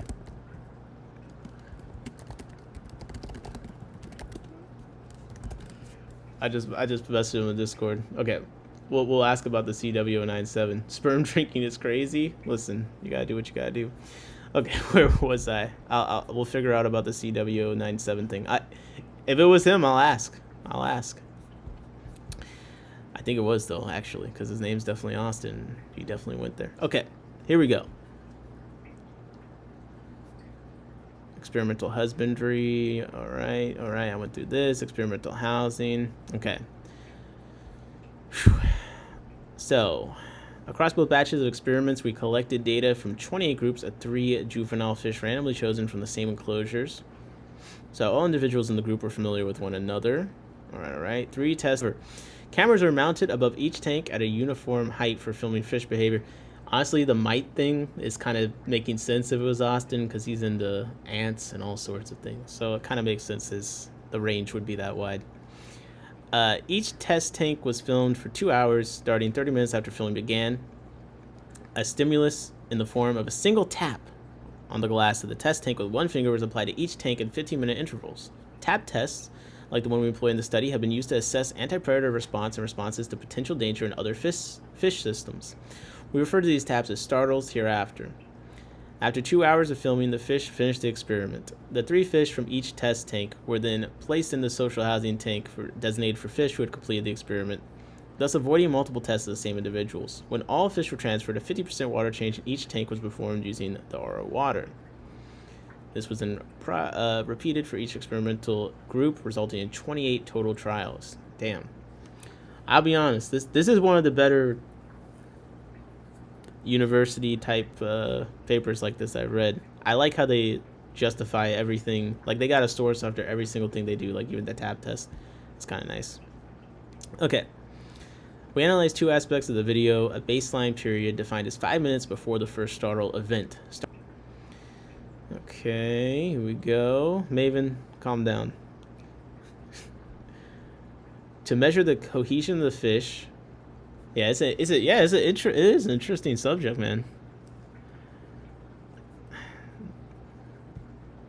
Let me see. Okay, he hasn't responded. In addition to scoring nudges, we recorded some basic activity and sociality level information during the baseline period. We recorded the cumulative amount of time in seconds of all the possible combinations of activity among the fish. Combinations being no movement, 1 individual moving, 2 individuals moving, and all moving. What's up, Monster Fish Girl? The cohesion of fish, whether all 3 were apart, all 3 were together, or 2 fish were in a group separate from the 3rd fish, and the amount of time in seconds the wall surfing behavior was observed. Cohesion was defined as being within 2 body lengths of another fish. Wall surfing behavior occurs when the fish moves. Okay, we know what wall surfing is. It's considered a non-standard behavior and potential indicator of stress. And then we got a source here. As part of recording this information, we assumed that as default, all fish were actively moving, all fish were grouped together, and that the wall surfing was not present. This default coordination state is the most commonly observed state in the wild. Here was only recorded if it occurred for 5 or more consecutive seconds. So if they did something that was a non-default behavior, unless they did it for longer than 5 seconds, they did not count. Okay. All right. Let's go down a bit more. Here we have a figure, a diagram of a sea start threat response in a Corydoras aeneas larva. Something about its mouth drawn here is kind of funny. But you see they do the little C, curve their body, and pew, sea start. To score the behavioral responses, we scored the same basic activity information as described above 3 seconds before each startle and 3 seconds after the startle. We recorded the number of active fish and the number of fish that were in cover 3 seconds before and after the startle, as well as how many fish moved, froze, or performed a sea start maneuver. The sea start is an involuntary response where the fish... Okay, so here's all the stats stuff. Let's get to the baselines. So the SAC group exhibited significantly higher rates of nudging than the MAC group. Okay, we have a chart here. MAC fish were less cohesive than SAC fish, although this difference failed to be statistically significant. SAC groups exhibited lower levels of activity than MAC groups. There's no difference in wall surfing tendencies based on rearing conditions. We found no association with cohesion state after scare event. Okay. Seems to be some difference here. So on the left, we have probability of transitioning between states versus the housing condition. And let me scroll down. I'm just trying. The model changes to group cohesion in response to startles, improved model fit. This difference of 13 provides evidence that a model without housing conditions has essentially no support. SAC fish generally tended to improve cohesion in response to a startle, 19 out of 52 instances of increasing cohesion, whereas macfish tended to reduce it, 15 out of 60 instances of reducing cohesion. The same number of mac groups increased cohesion as decreased, but more sac groups increased cohesion than decreased, 19 versus 8. Table entries labeled colored blue represent groups that exhibited greater cohesion after startled than before, while entries colored red represents those that had less cohesion after startled than before.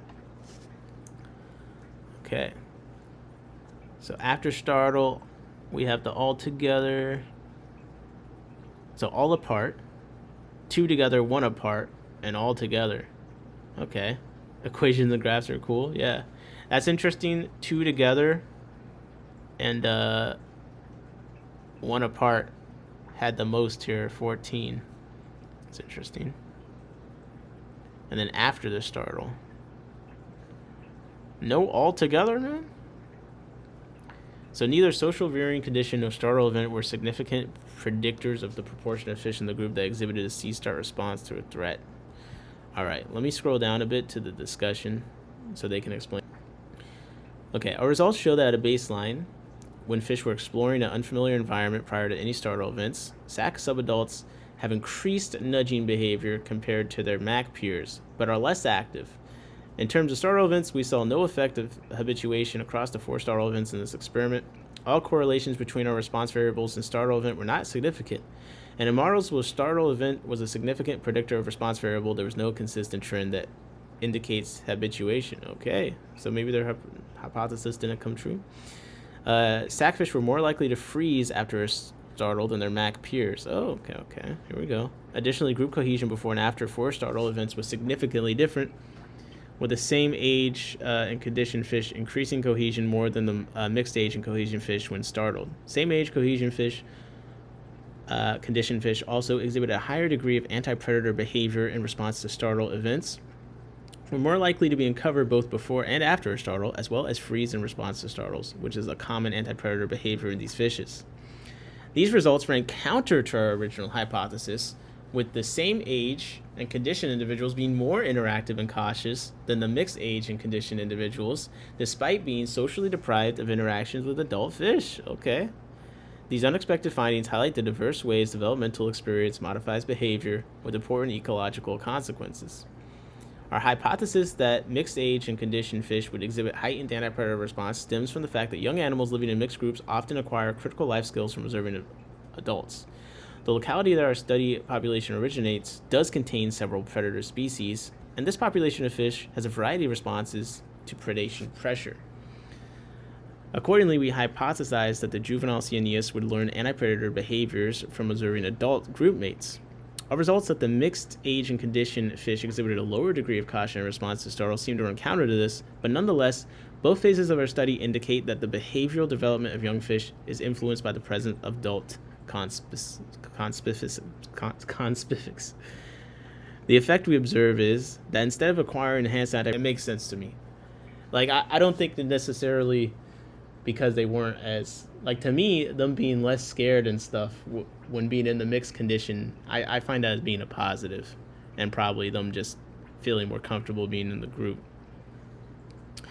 The behavior of fish during the baseline indicates that the same age and condition fish are more cautious than their mixed age and condition peers. Same age and condition individuals exhibited heightened nudging behavior compared to the mixed peers, despite markedly lower activity levels. This implies that the sackfish devote more energy to social coordination and less to exploration. In addition, the lowered activity of sackfish suggests heightened attention to minimizing conspicuousness. Cyaneus often deploys a freeze response to take advantage of their cryptic coloration to escape detection. And freezing and lowered activity as an anti-predator response strategy has been shown to be present in other systems, such as black carp. An additional reason for decreased activity among the sackfish may be attributed to predation pressure leading prey species to conserve energy for predator detection, an effect seen in other species, including brown trout. Imbroom said, it would be interesting if they did the same experience on a fish other than cory. I wonder how it differs with something that doesn't have as much built-in defense. Yeah, I agree. I think some of the cichlids they mentioned earlier would be interesting. I'd like a pistogramma would be something I'd be very interested in knowing how they react.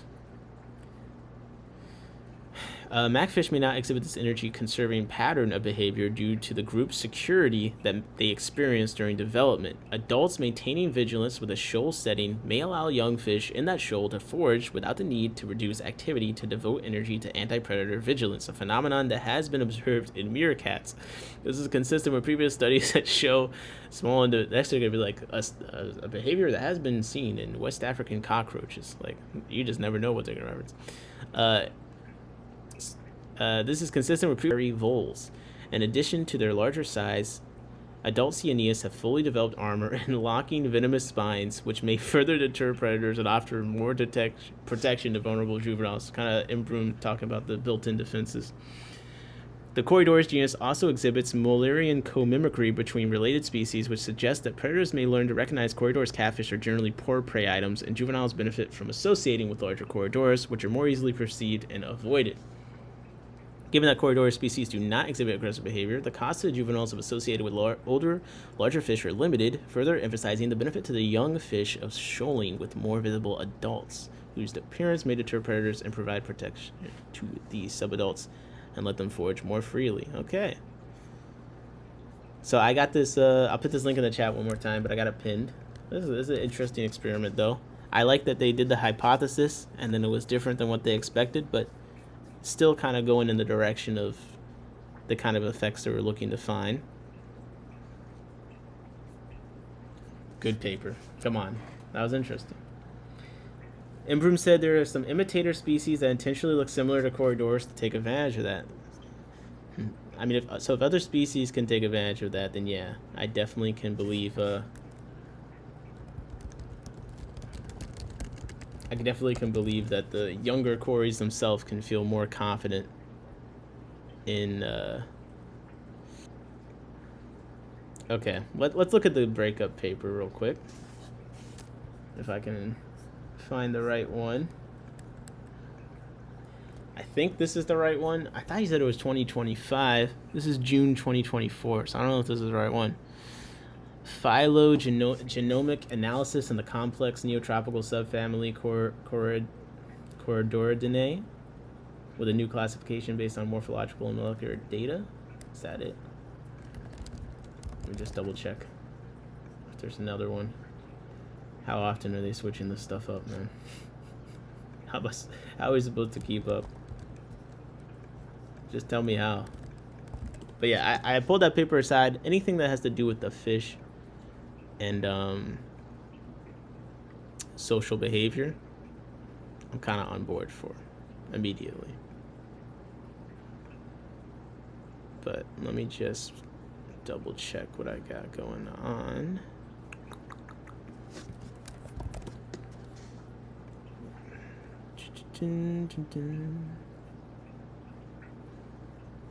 I got another social Corydoras paper too, so I might pull that up as well. But I do want to look at the split, because I don't think I've never actually read it before. As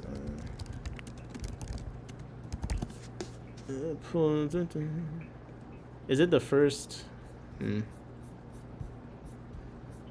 No, there's no pictures in this one. Come on.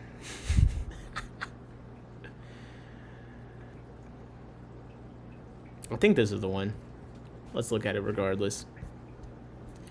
Represents one of the largest families. Okay. The subfamily holds significant popularity. Corydoras. Yep. Resurrecting osteogaster, Brochus, Hoplosoma. This should be it, right? I think this should be it. I'll give you guys 3 seconds to confirm or deny if you think this is it, but here we go. You know you're in for it when it said this sentence.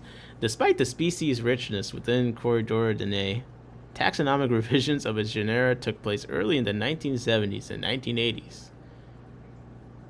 Thus, Nissen and Isserbrucker revised Brochus, revised Aspedoras, and revised Corydoras. The last of these studies suggested a division of Corydoras into 5 groups based on morphological characteristics and color patterns. The Punctatus group, 33 species, the Barbatus group, 11 species, the Aeneas group, 25 species, the Elegans group, 8 species, and the Actus group, 19 species. Additionally, there are genera considered as junior synonyms of Corydoras throughout its puzzling taxonomical history, significantly increasing the complexity of the group. Skylar Mastex, Microcorydoras, Osteogaster, Gastrodermis, and Hoplosoma. Let me get a water 1 second.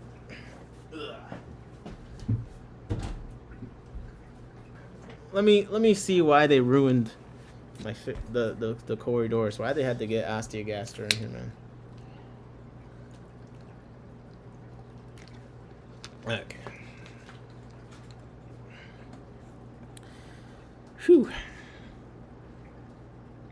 Okay, dedicated studies aimed at elucidating the Let me look up that word, bro. I'm not even gonna pretend like I know what that means. Elucidating.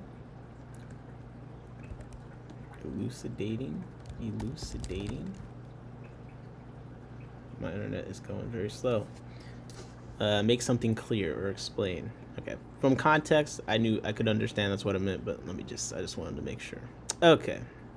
Back to what I was saying. And let me put the link to this in the chat and update my pin. Okay, elucidating the interrelationships within Corydoras have been limited, primarily owing to this high diversity present within this subfamily. All right. This is going through a lot. There's a lot of reversions in this history. Aspedoras was revised by Tinkat et al. In 2022, who recognized 18 valid species in the genus. Shimbakuro Diaz et al. 2004 proposed the first phylogenetic hypothesis for the family Calyxidae using molecular data. The results revealed several monophyletic lineages, suggesting that Corydoras should be split into multiple genera. Alexandro et al. 2011 demonstrated the presence of 9 major mitochondrial DNA, mtDNA lineages within Corydoras, not aligning with previously proposed groups by Neeson and Isabrucker in 1980 and by Brito in 2003. The authors also provided evidence of Mullerian mimicry among several species, so Embroom mentioned that, within Corydoras, showing that mimicry can contribute to increased diversification rates among allopatric communities, leading to color convergence among sympatric taxa. Subsequent phylogenies constructed using restriction site-associated DNA sequencing supported the mtDNA lineages identified by Alexandro et al. In 2001 and indicated that lineages 6 and 9 might form a monophyletic group. Jesus, okay. Here we go, materials and methods. The N group was composed of 142 Corydoras specimens representing 69% of the subfamily and representing all valid genera. The out group was represented by 14 species from 5 families: Astroblepidae, Loricaridae, Nematogenidae, Scoloplacidae, and Trichomycteridae, and 5 species of Calyxinae. The sister group of Corydoras, representing all valid genera. Whew. Samples were collected previously and deposited in the collection of Laboratorio de Biologia e Genetica de Pixies Universidad Estadual Paulista, just a billion freaking places, Brazil, LPD. Additionally, samples were obtained from the Academy of Natural Science of Philadelphia. I can say that. The sampling for this study was done in agreement with Brazilian laws. Okay. They did phylogenetic analysis. We got sequences. We got results. Here we go. Now we get some photos. Thank you. We included our analysis a total of 156 taxa. Okay.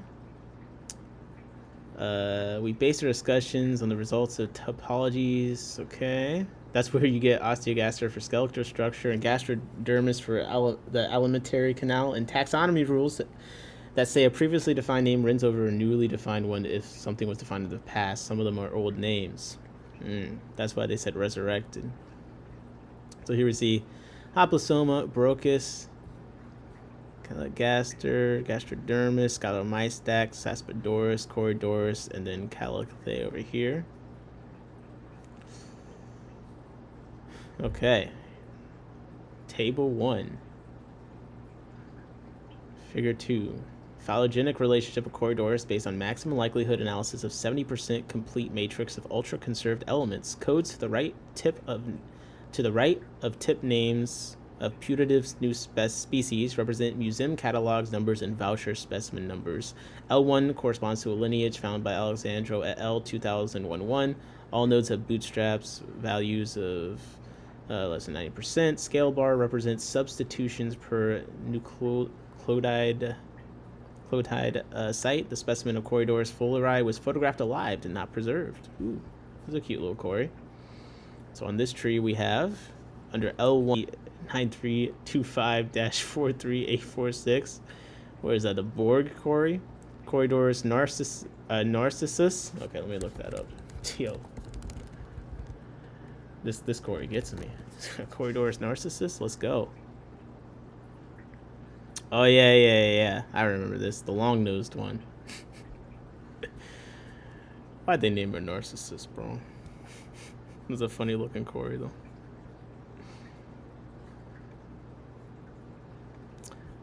Okay, we got Corydoras serratus, Corydoras aerophragnatus. Okay, I'm gonna look up that one. Corydoras aerophragnatus. CW005. That's a cory. That's definitely a cory. What did they say? It's hinting in some of the pictures of this one. But yeah, maybe not the most compelling. Corydoras Jeffrey? Seriously? Corydoras Jeffrey? Come on.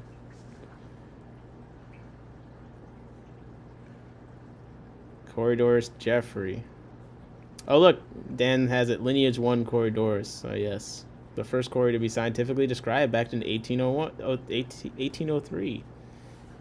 Look, M. Broom already in the chat. I shouldn't even Google anything. Jeffrey was the first described cory. Look at that.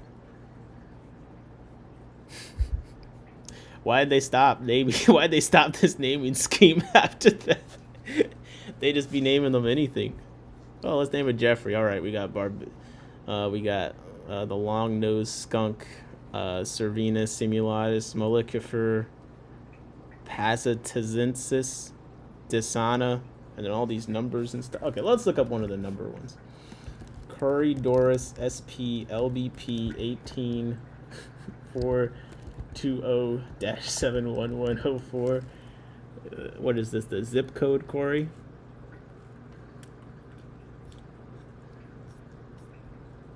Google doesn't like this one. Let me see. Pasitazensis. There's some long-nosed corys out here, man.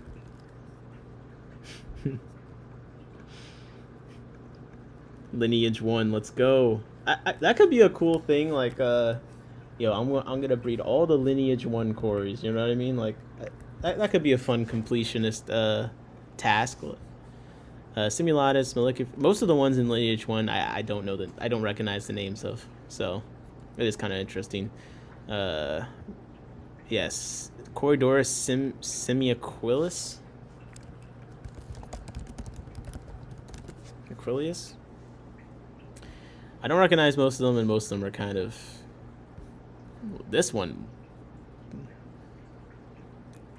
I could be convinced. It's got some of like that Barbados vibe in some of these photos. This front profile looks nuts. That kind of looks nuts. But I could be convinced. Still, it's a little bit plainer. All the ones from Lineage 1 a little bit plainer. Maculifer was a recent naming, is after Rob Macular. Okay. Corydoras Maculifer. Okay.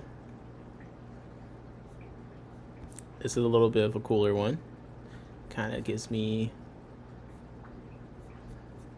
well, the spots and like it kind of reminds me of a stir by, but Oh look, they got this is a nice little photo. Okay, this is the best looking lineage one so far. Embroom said the actual Corydoras, the big long nosed ones, are really cool, but the males can be supermen and kill each other, unlike other corys. Jeez. Steve said, "You want to hear a cool story?" No, I don't. I feel like whenever someone starts like that, it gets a little bit tricky. Okay, Aspidoras. Okay, Aspidoras. This is lineage 2. Aspidoras SPLBP17226688842. Easy Smeezy said, "Come on, light work. Hardest working fish stream. Come on, man, light work." Okay, Aspidoras. What's the Aspidoras that Val has? They're in like every auction. I need to get them. I need to get them this next auction. Steve said, "I left my lid on my gargoyle deck. Gecko Kank and 2 got out. I found one. They're still without. The tank is in my bedroom." That's a cool story. Okay, that is a cool story. Please find the other one. Please find it. We got Aspidoras fuscugatatus. Aspidoras. Yo, get Easy Schmeezy out of here. He thinks all catfish are ugly. This is not the right stream for him.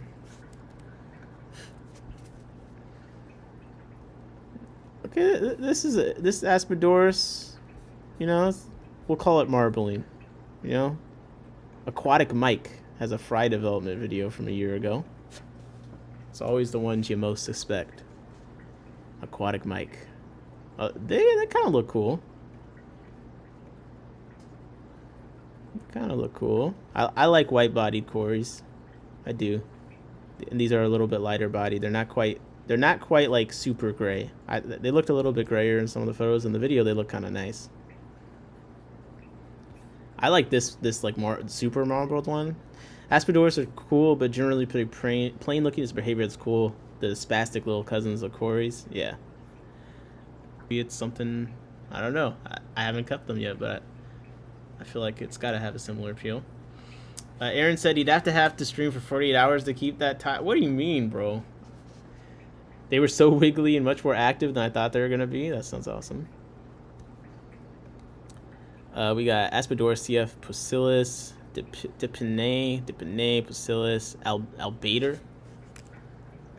Aspidoras Albater. Yeah, they basically all look the same. Yeah, now here we're talking Skylar Mystax. Barbados, lineage 3s.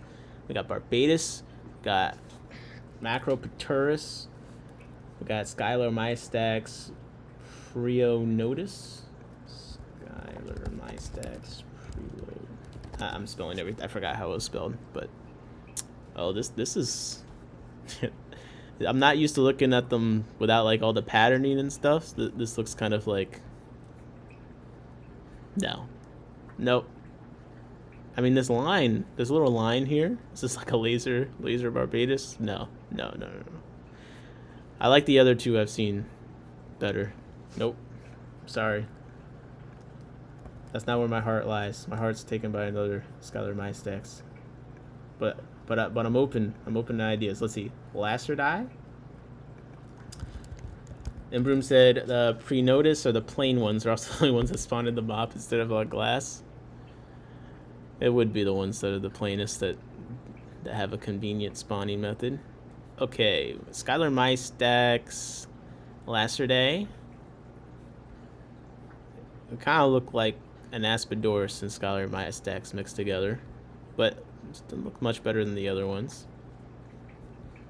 I don't know why I keep going back to the paper. I can just click on these little drop downs. Skylar Mystax Rissi. Is there no photo? No photo available. Salmesis. Is this a real fish?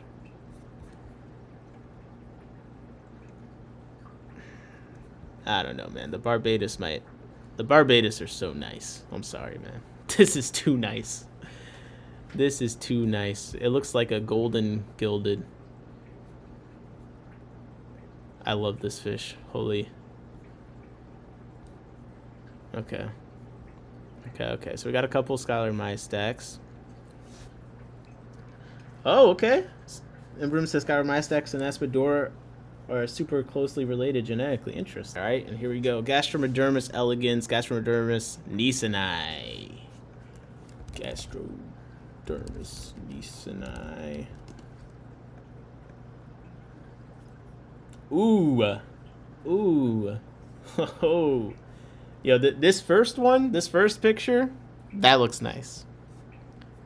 Maybe it's a breeding pattern or something. There's some different forms. This modeled form, that's nice. That's like a cory with the Skyromastax vibe on it. Gastrodermis neesoni C111. Maybe is that like a breeding pattern like the patalensis? That's my only concern, because like that's what I think of when I see something that looks like that. But I like the big orange patch. They do be looking a little bit bald though. Like this photo, this looks like a balding cory. It's not good. It's not good. It's not as good as some of those other photos. I like the balding cory. I like when it's like orange, and I like this like modeled form. But the bald look, I'm not so sure. It looks like it got stuck between the heater and the glass. Okay, we got Gastrodermis napoensis. Gastrodermis napoensis. Yeah. I did this one because I thought I remembered them looking cool. Yeah, I like this. I like the spots, man. A little spotted. It's not like at the top, but I like it. And okay, I forgot Gastrodermis cystatus, Gastrodermis pygmaeus, Gastrodermis pachyardatus. Okay. Then we have Osteogaster rabbiti. Osteogaster rabbiti. Oh, okay. This guy. You're in the group with C123, the yellowfin ones. Oh, bro, come on. Louise said that the yellowfins aren't that yellow all the time. Is that true? 'Cause that's so disappointing. I like the yellowfins. They look nice. They're just so yellow in the pictures. If they don't look like that often, then I'm a little bit disappointed. Just a little bit. But yeah, the Osteogaster. Okay, yeah, we got some more gray balding corys. Damn! Whoa, what's up with bro? I didn't know Brocus had it like this. Lineage 8? Look how many of these guys. They're just so huge. I like smaller fish. And I say this every time. They kind of remind me of hogs. Just the way they're shaped. Okay, this is something a little bit different. Brocus virginiae. It's got such a mix of characteristics. It's got a longer nose. It's like a little bit broader, like a little, it's got the brocus. It's brolic. But like, it's basically always yellow like that in my experience. All right, I'm getting them. But this brocus looks pretty cool. Demi 8871 said cool. Yeah, that's not bad. That's not bad. People really like corys that look like this. I can get behind it. Oh, dude, okay, I have this cory, but I think it was sold as Corydoras agazizi, but apparently it's a brocus agazizi. I told you I like the light-bodied corys. I saw this in the store. I'd never seen them, and they weren't too expensive. I feel like they were like $8 or $9 each, so I got a small group. I think it's nice. I didn't know it was a brocus though. That's kind of cool. Brocus imitator. Come on, we gotta see. Fauna imitator. Okay, I'm starting to see a trend here. Okay, starting to see a trend here. The brocus are cool looking, but they're generally harder ones to trigger to breed. Fantastic. Brocus, Amanda Genere. Shifts over, heading home. Drive safe. Amanda Genia. Okay, Amanda Genia. Some of them are huge, like a Brocus multiradiatus. Alright. I will look that up next. Amanda Jane corys, though. They're real. They don't look too bad. Amanda Jane multiradiatus with the crazy They had this pattern for like a certain period of time, and I forget what it is. If it's like,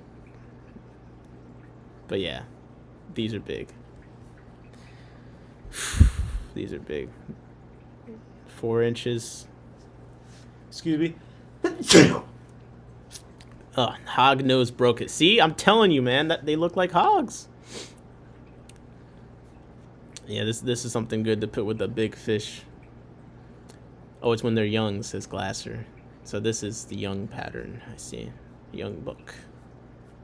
It's kind of crazy looking. If they stayed like that, come on. I wonder if it's possible to like get one that just stays like that into adulthood. In that thing right now. Hold up. Multiradiatus. That's a cool one. I wonder if that's got to be a pain to spawn, right?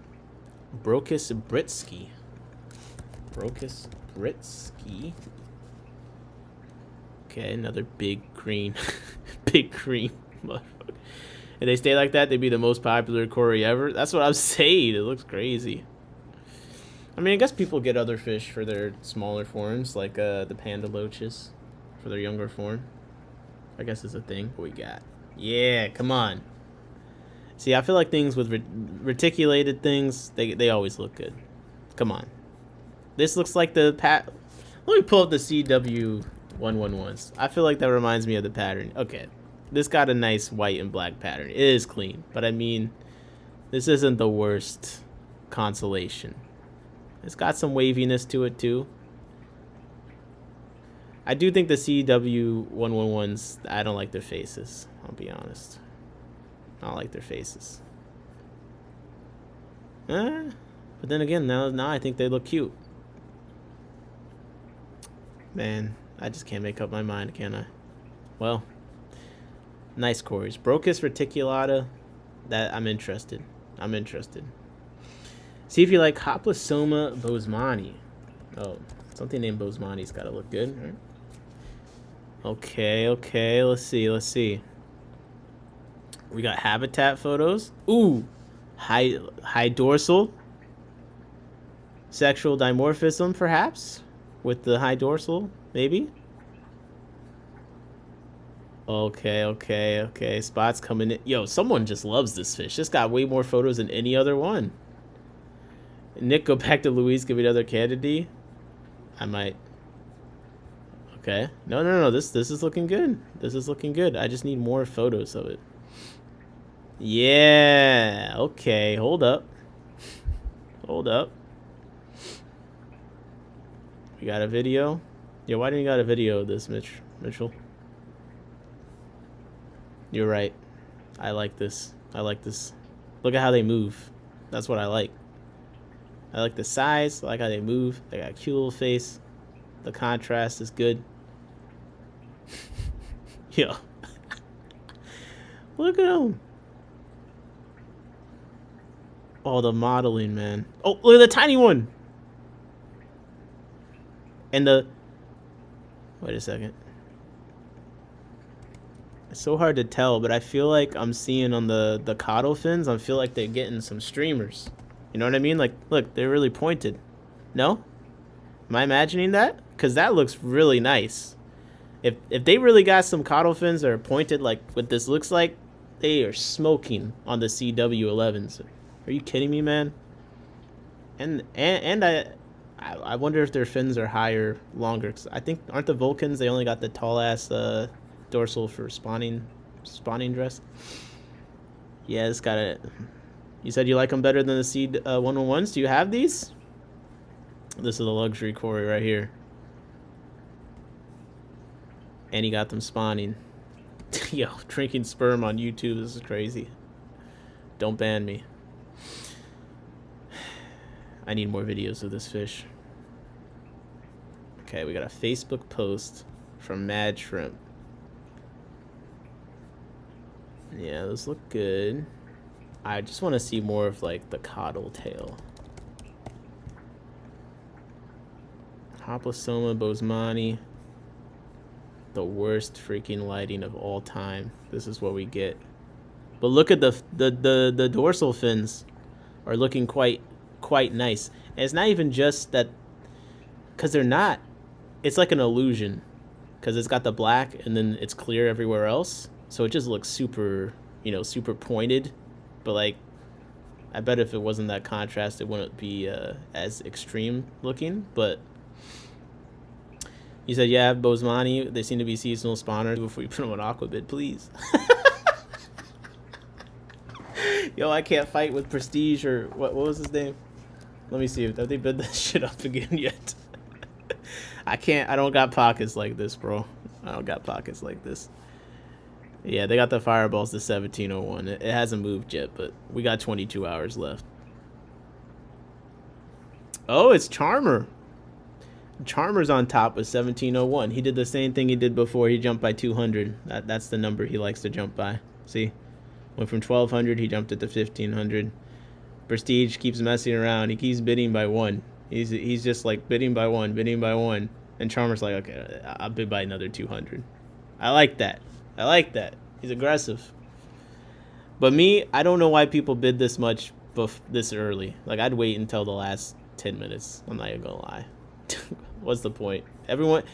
People always come in at the last minute. Steve said, I'm surprised Bomba doesn't bid. He's such a baller. I don't know, man. I don't know. Okay. Brocus. Oh, Haplosoma. What do you guys think is the best one? Because Haplosoma and Brocus. At least Haplosoma? Yeah. That's what Moonlight Aquatic says. What do you think has the best corys? Some of them have a numbers advantage. Of the ones with the least amount of numbers, I think Skylar My Stacks, like, it's the only one with like below 10 listed here that I think it has 2 that can compete in the top 10 corys of all time. Because Barbados looks nice, and then the CW38 is what it is. Yeah, the Barbados looks nice, and yo, these are fucking phenomenal looking. I forget which one is smaller. But, yeah, these are nice. One of these Skylar My Stacks has to be in the top 10 corys, for sure. But the best group of all time? Is it Haplosoma, just off the numbers? I don't know. Because I had to make a top 10. Okay. Top 10 corys. And I don't want to hear anything about, well, technically that's not a cory. Whatever. Okay, I got to make a top 10. What would be in it? Okay, let's just put, I'm going to just put one of the, I'll put the CW038. That'll just be the Skylar My Stacks. Okay. I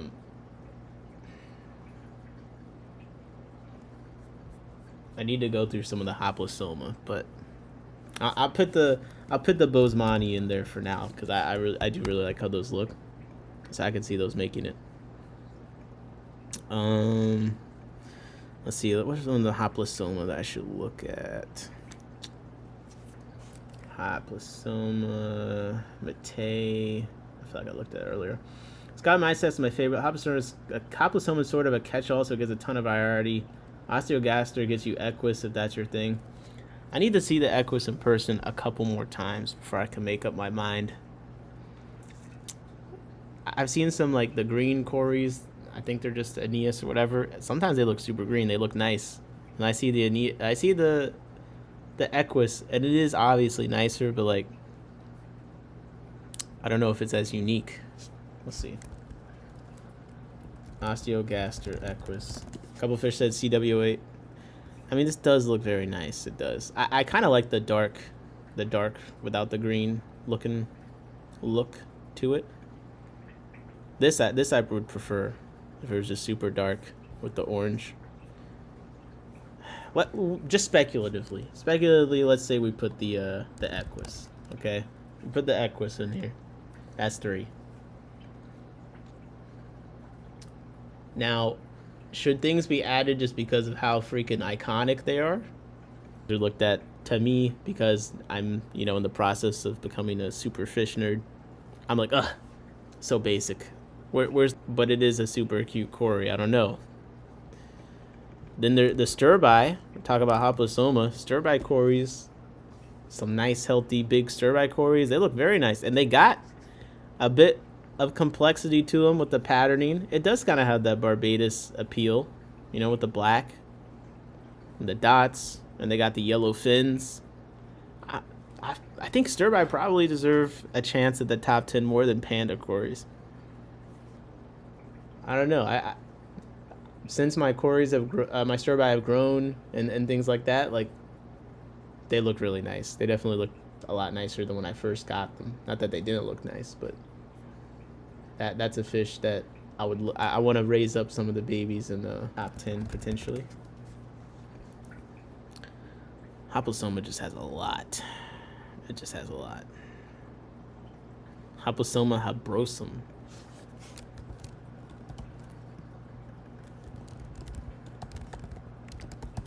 Hoplosoma habrosum. A lot more in common than stir-by, but Hoplosoma gosi are along that same line. They're a bit more subtle, though. Okay. Oh yeah. I know this one. What am I thinking? Got a little bit of color on the front of the dorsal. Now, when you say they're a bit more subtle, some of these pictures, I kind of imagine them potentially having some of that purplish, like the Similis got. But I mean, even just this, I mean, that's pretty nice. I like the pattern. The pattern in the caudal tail is kind of interesting. I like their dorsal fin is nice. I like the first ray being orange and then the yellow. They get the orange on the fins, just not the spotting like the stir-by. Okay. This is an interesting one. It's an interesting one. I need to put this, let me put this on my, I mean, a big storm's coming up. It kind of makes sense. I just think about corys all day. So let's see. Let me, I need to clean up a few things, so I probably should get off soon. But let me actually look at what they saw as diagnostic for each genus real quick. So here's the identification key to the genera within Corydoras. We hear the lateral view of the head of cleared and stained specimens. Okay. A is Corydoras aerophragnatus, B is Aspidoras, and C is Hoplosoma grantee, Aspidoras belanos. And you can definitely see with these three skulls quite distinct structural differences to me. I mean, I would, if I just looked at these knowing nothing, I'd be like, yeah, these are probably different species of fish. I would say the Aspidoras and the Hoplosoma skull look more similar. The Corydoras definitely got that snout. And the next one is the snout detail. So A is the Corydoras SPCW83, which is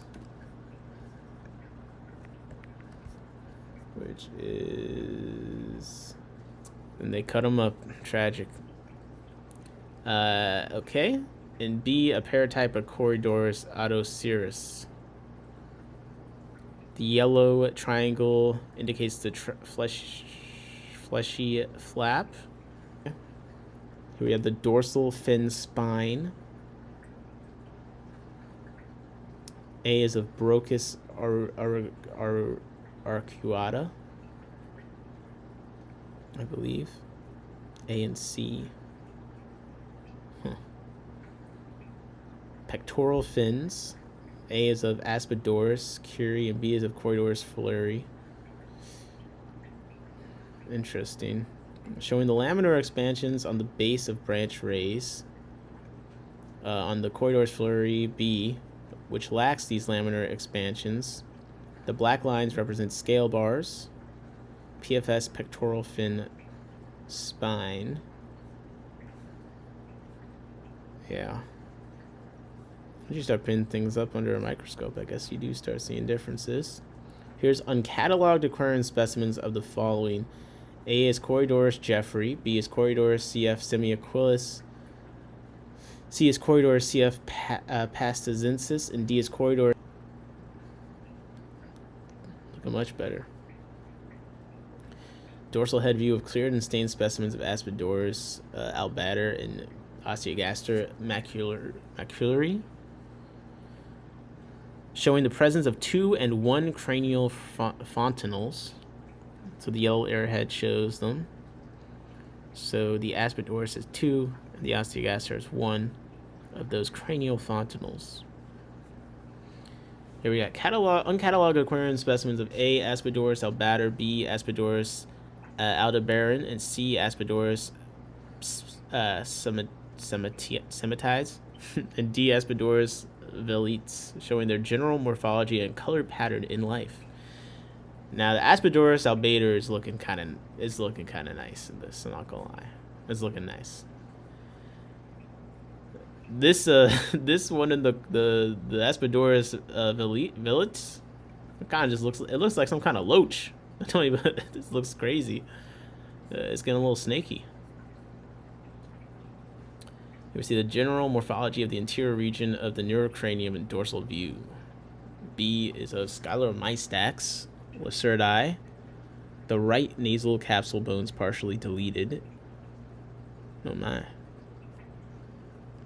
Here we see the lateral head view of Scylomystax barbatus, showing the typical patch of odontodes presented by male individuals. In case you ever wanted to see that up close, that did look a little bit disturbing. Ooh, yes. Oh my god, man. Look at that. Look at that. The photo of barbatus.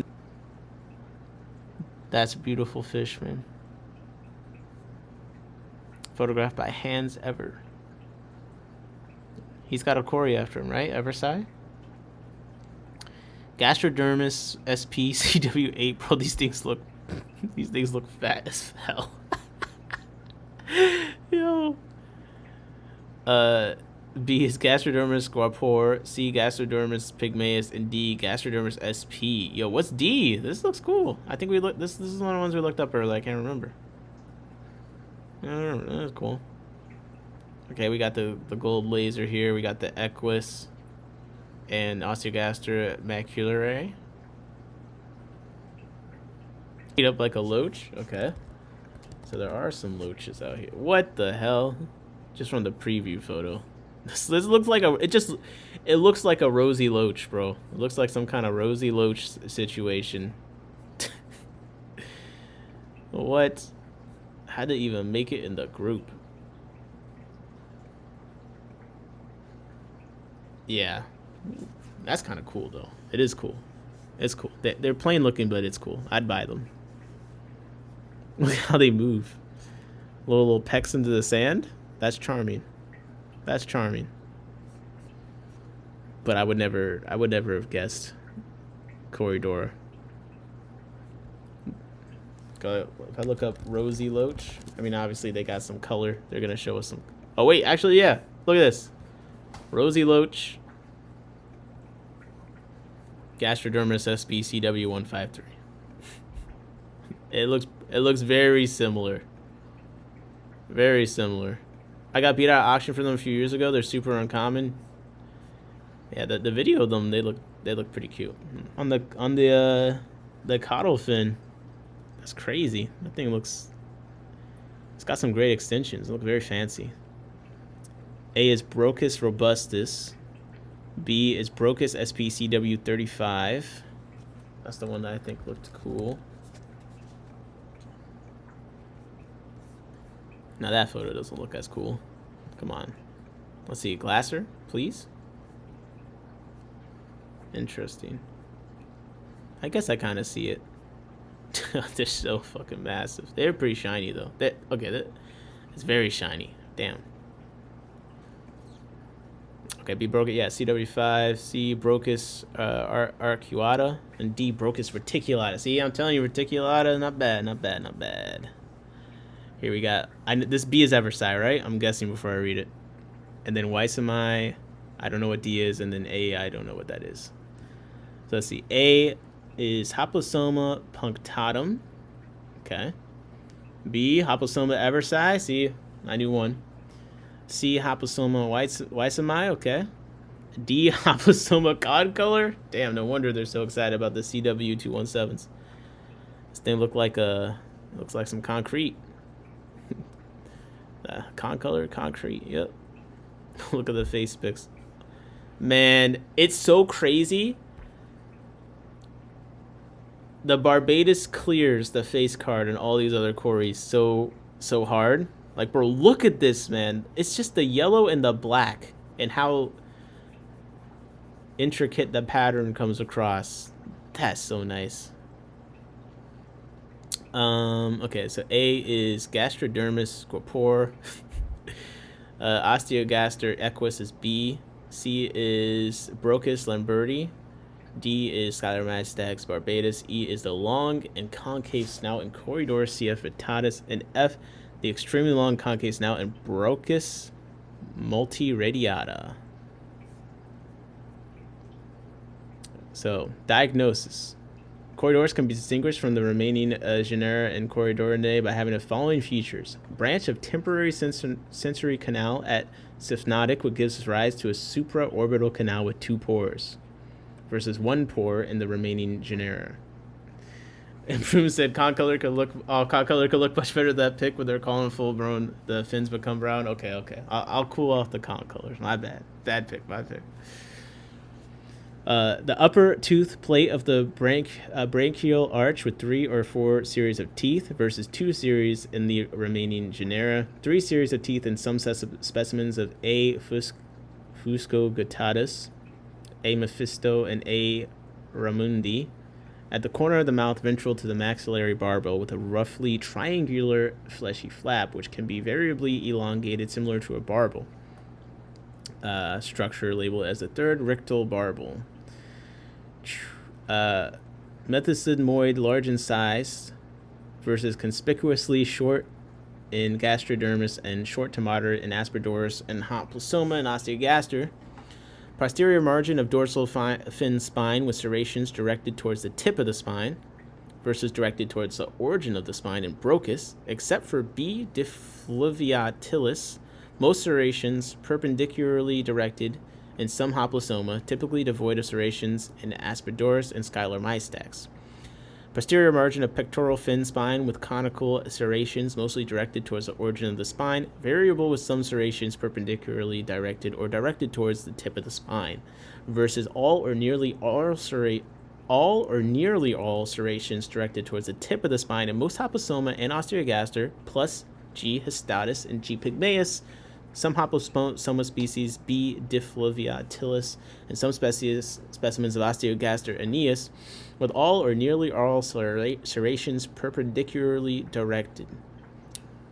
Posterior margin of pectoral fin spine with most serrations strongly well developed, proximal and or distal edge of spine, variable with less developed serrations, versus serrations ranging from poorly to well developed in Aspergillus, Brocus, Haplosoma, and Osteogaster.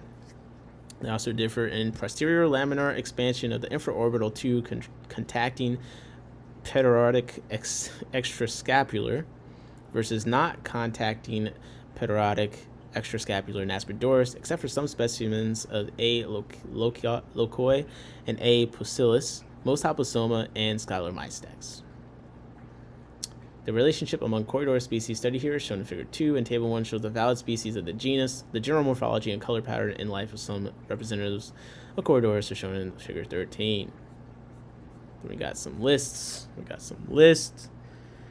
Gastrodermis can be distinguished from the remaining genre in Corydorinae by having the following combination of features. Mesomoid, conspicuously short stout versus short to moderate size. Okay. In Aspergillus, Haplosoma, and Osteogaster, large to extremely large in Corydoras, and moderate to extremely large in Brocus. Posterior margin of dorsal fin spine with serrations mostly directed towards the tip of the spine, variably with some perpendicularly directed serrations. Versus most serrations directed toward the origin of the spine in Brocus, mostly perpendicularly directed serrations in some Haplosoma, typically devoid of serrations in Aspergillus and Skylarmastax. Posterior margin of pectoral fin spine with conical serrations mostly directed towards the origin of the spine, variably with some serrations perpendicularly directed or directed towards the tip of the spine, versus all or nearly all serrations perpendicularly directed in some Haplosoma species, plus B. Developmental. Why is this one gotta be so different? Let me look this guy up again. Brocus.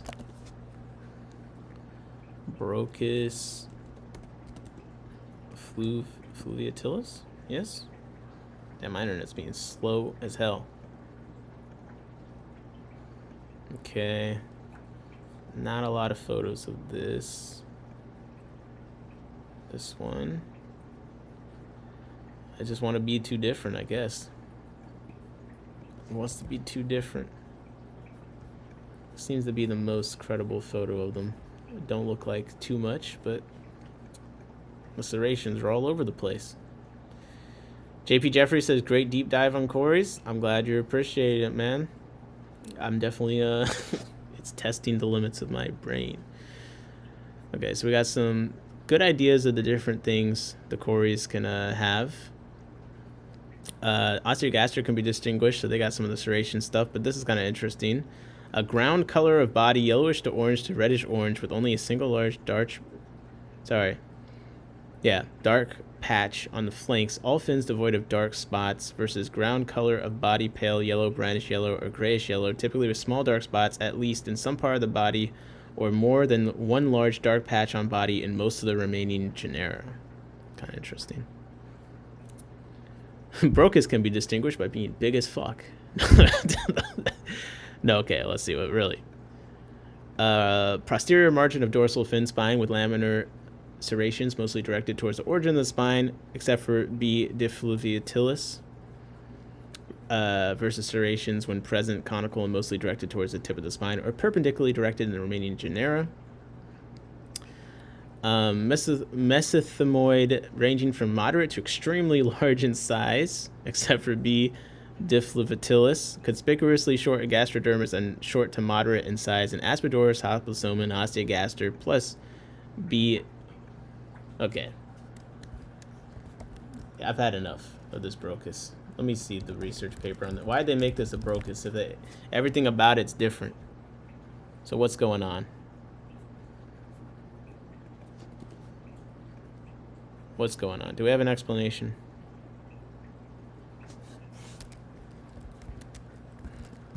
I feel like I feel like they're just torturing me right now.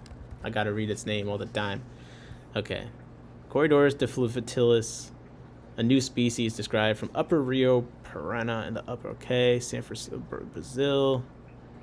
The new taxon differs from its congeners by 3 exclusive features. Here we go. Reduced and separated from each other, not fused into the haemal arch. The new species has several plesiomorphic character states relative to the assemblages composed of brocus and most Corydoras species, such as absence of contact between the supraoccipital and nuchal plate, reduction of the ossified portion of the hypobranchial 2, and well-developed mesial expansions of the first and second infraorbitals, indicating its basalmost position within the genus. Okay. Well, I guess I got my answer, huh? I'm gonna link this in the chat just in case anyone is curious about that particular troublemaker cory for me. Okay. Let's see. Haplosoma can be distinguished by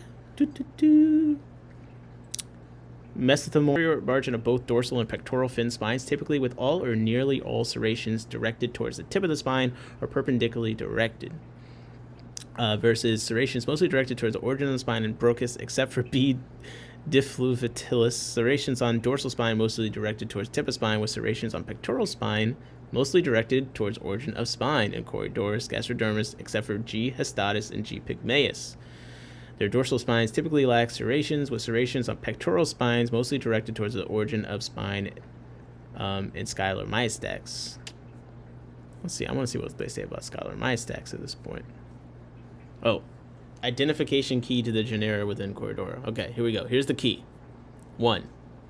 Base of pectoral fin branch raised with small laminar expansions on its inner margin. Ossified portion of pectoral fin spine ranging from extremely reduced to moderately developed. Its size up to about half of first pectoral fin branch ray.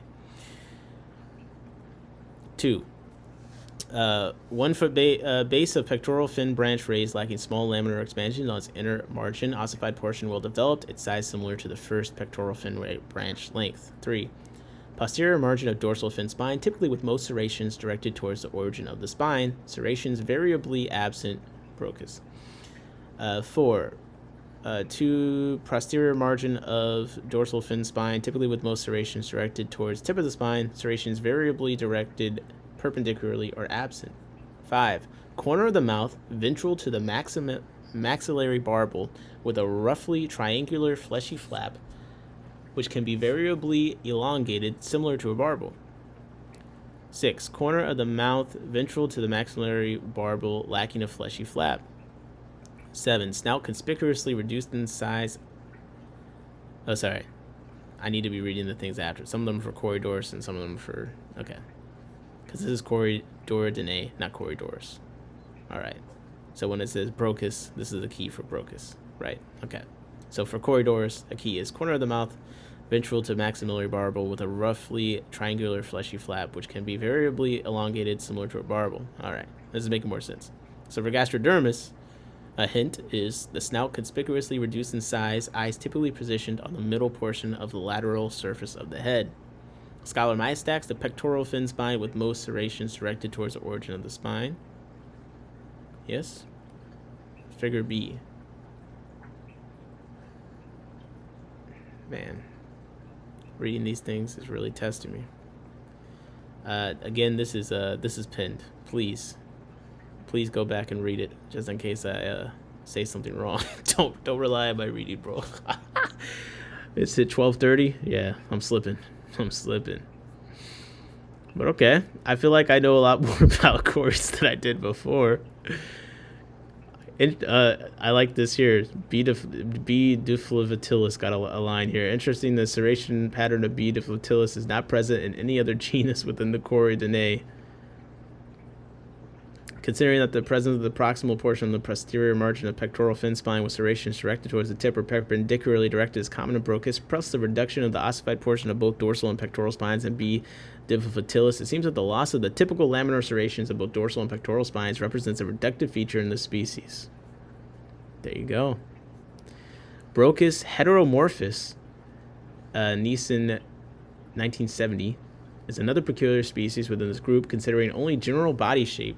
The type specimens of Corydoras heteromorphus could only be recognized promptly as a Corydoras, especially by its snout shape.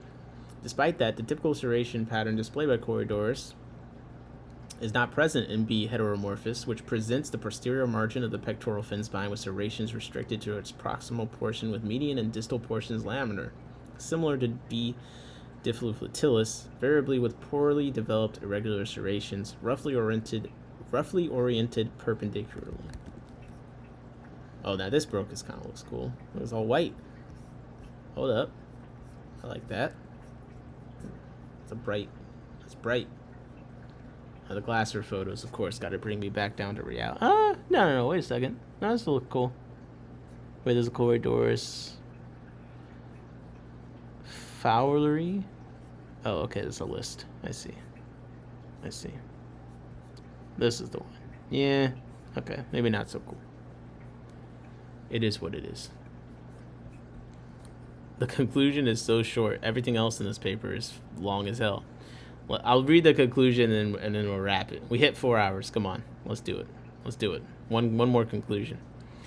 This paper represents a significant advance in the understanding of the phylogenetic relationships with Corydoras, thereby aiding in the resolution of taxonomic inconsistencies. The utilization of UCE phylogeny has resolved many polytomies observed in the Corydoras,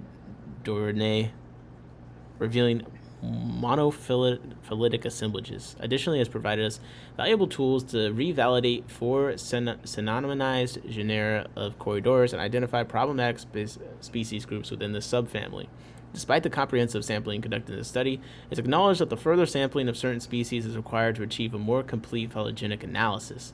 Additionally, a taxonomic investigation is necessary to address the monophyly of certain species, which might potentially indicate the presence of cryptic species or species complexes. Therefore, a meticulous morphological review of each revalidated group genus is crucial for a comprehensive understanding of the evolution of the group. Furthermore, a reassessment of the current taxonomic arrangement, considering the newly identified clades, is essential to enhance our knowledge of the group. The phylogenetic hypothesis presented also serves as a foundation for future studies on biogeography, ecology, and macroevolution. Contributing to a better understanding of the successful radiation of these neotropical fish, it is recognized that further investigations using methodologies such as a relaxed molecular clock analysis, ancestral reconstructions, diversification rate tests, and dispersal extinction with a time-calibrated tree will be necessary to elucidate the mechanisms of speciation and adaptive radiation in this remarkable subfamily. All right, we did it. Come on. We did it. We did it. We made it through. We made it through. Yo, this good. My conclusion, we're going to be doing this again very soon. They're about to go reclassify everything. And Brun said it's expected that there will be another big pass over Brocus to focus on it more. It's got a lot of oddities in it. Yep. I'm feeling that. I'm definitely feeling that. Oh, gosh. Okay, next time, remind me next time. I had one more, but I need to clean up some stuff. Big day tomorrow, getting ready for the storm and all. But this is, I'll put this in the chat if you guys just want to read it.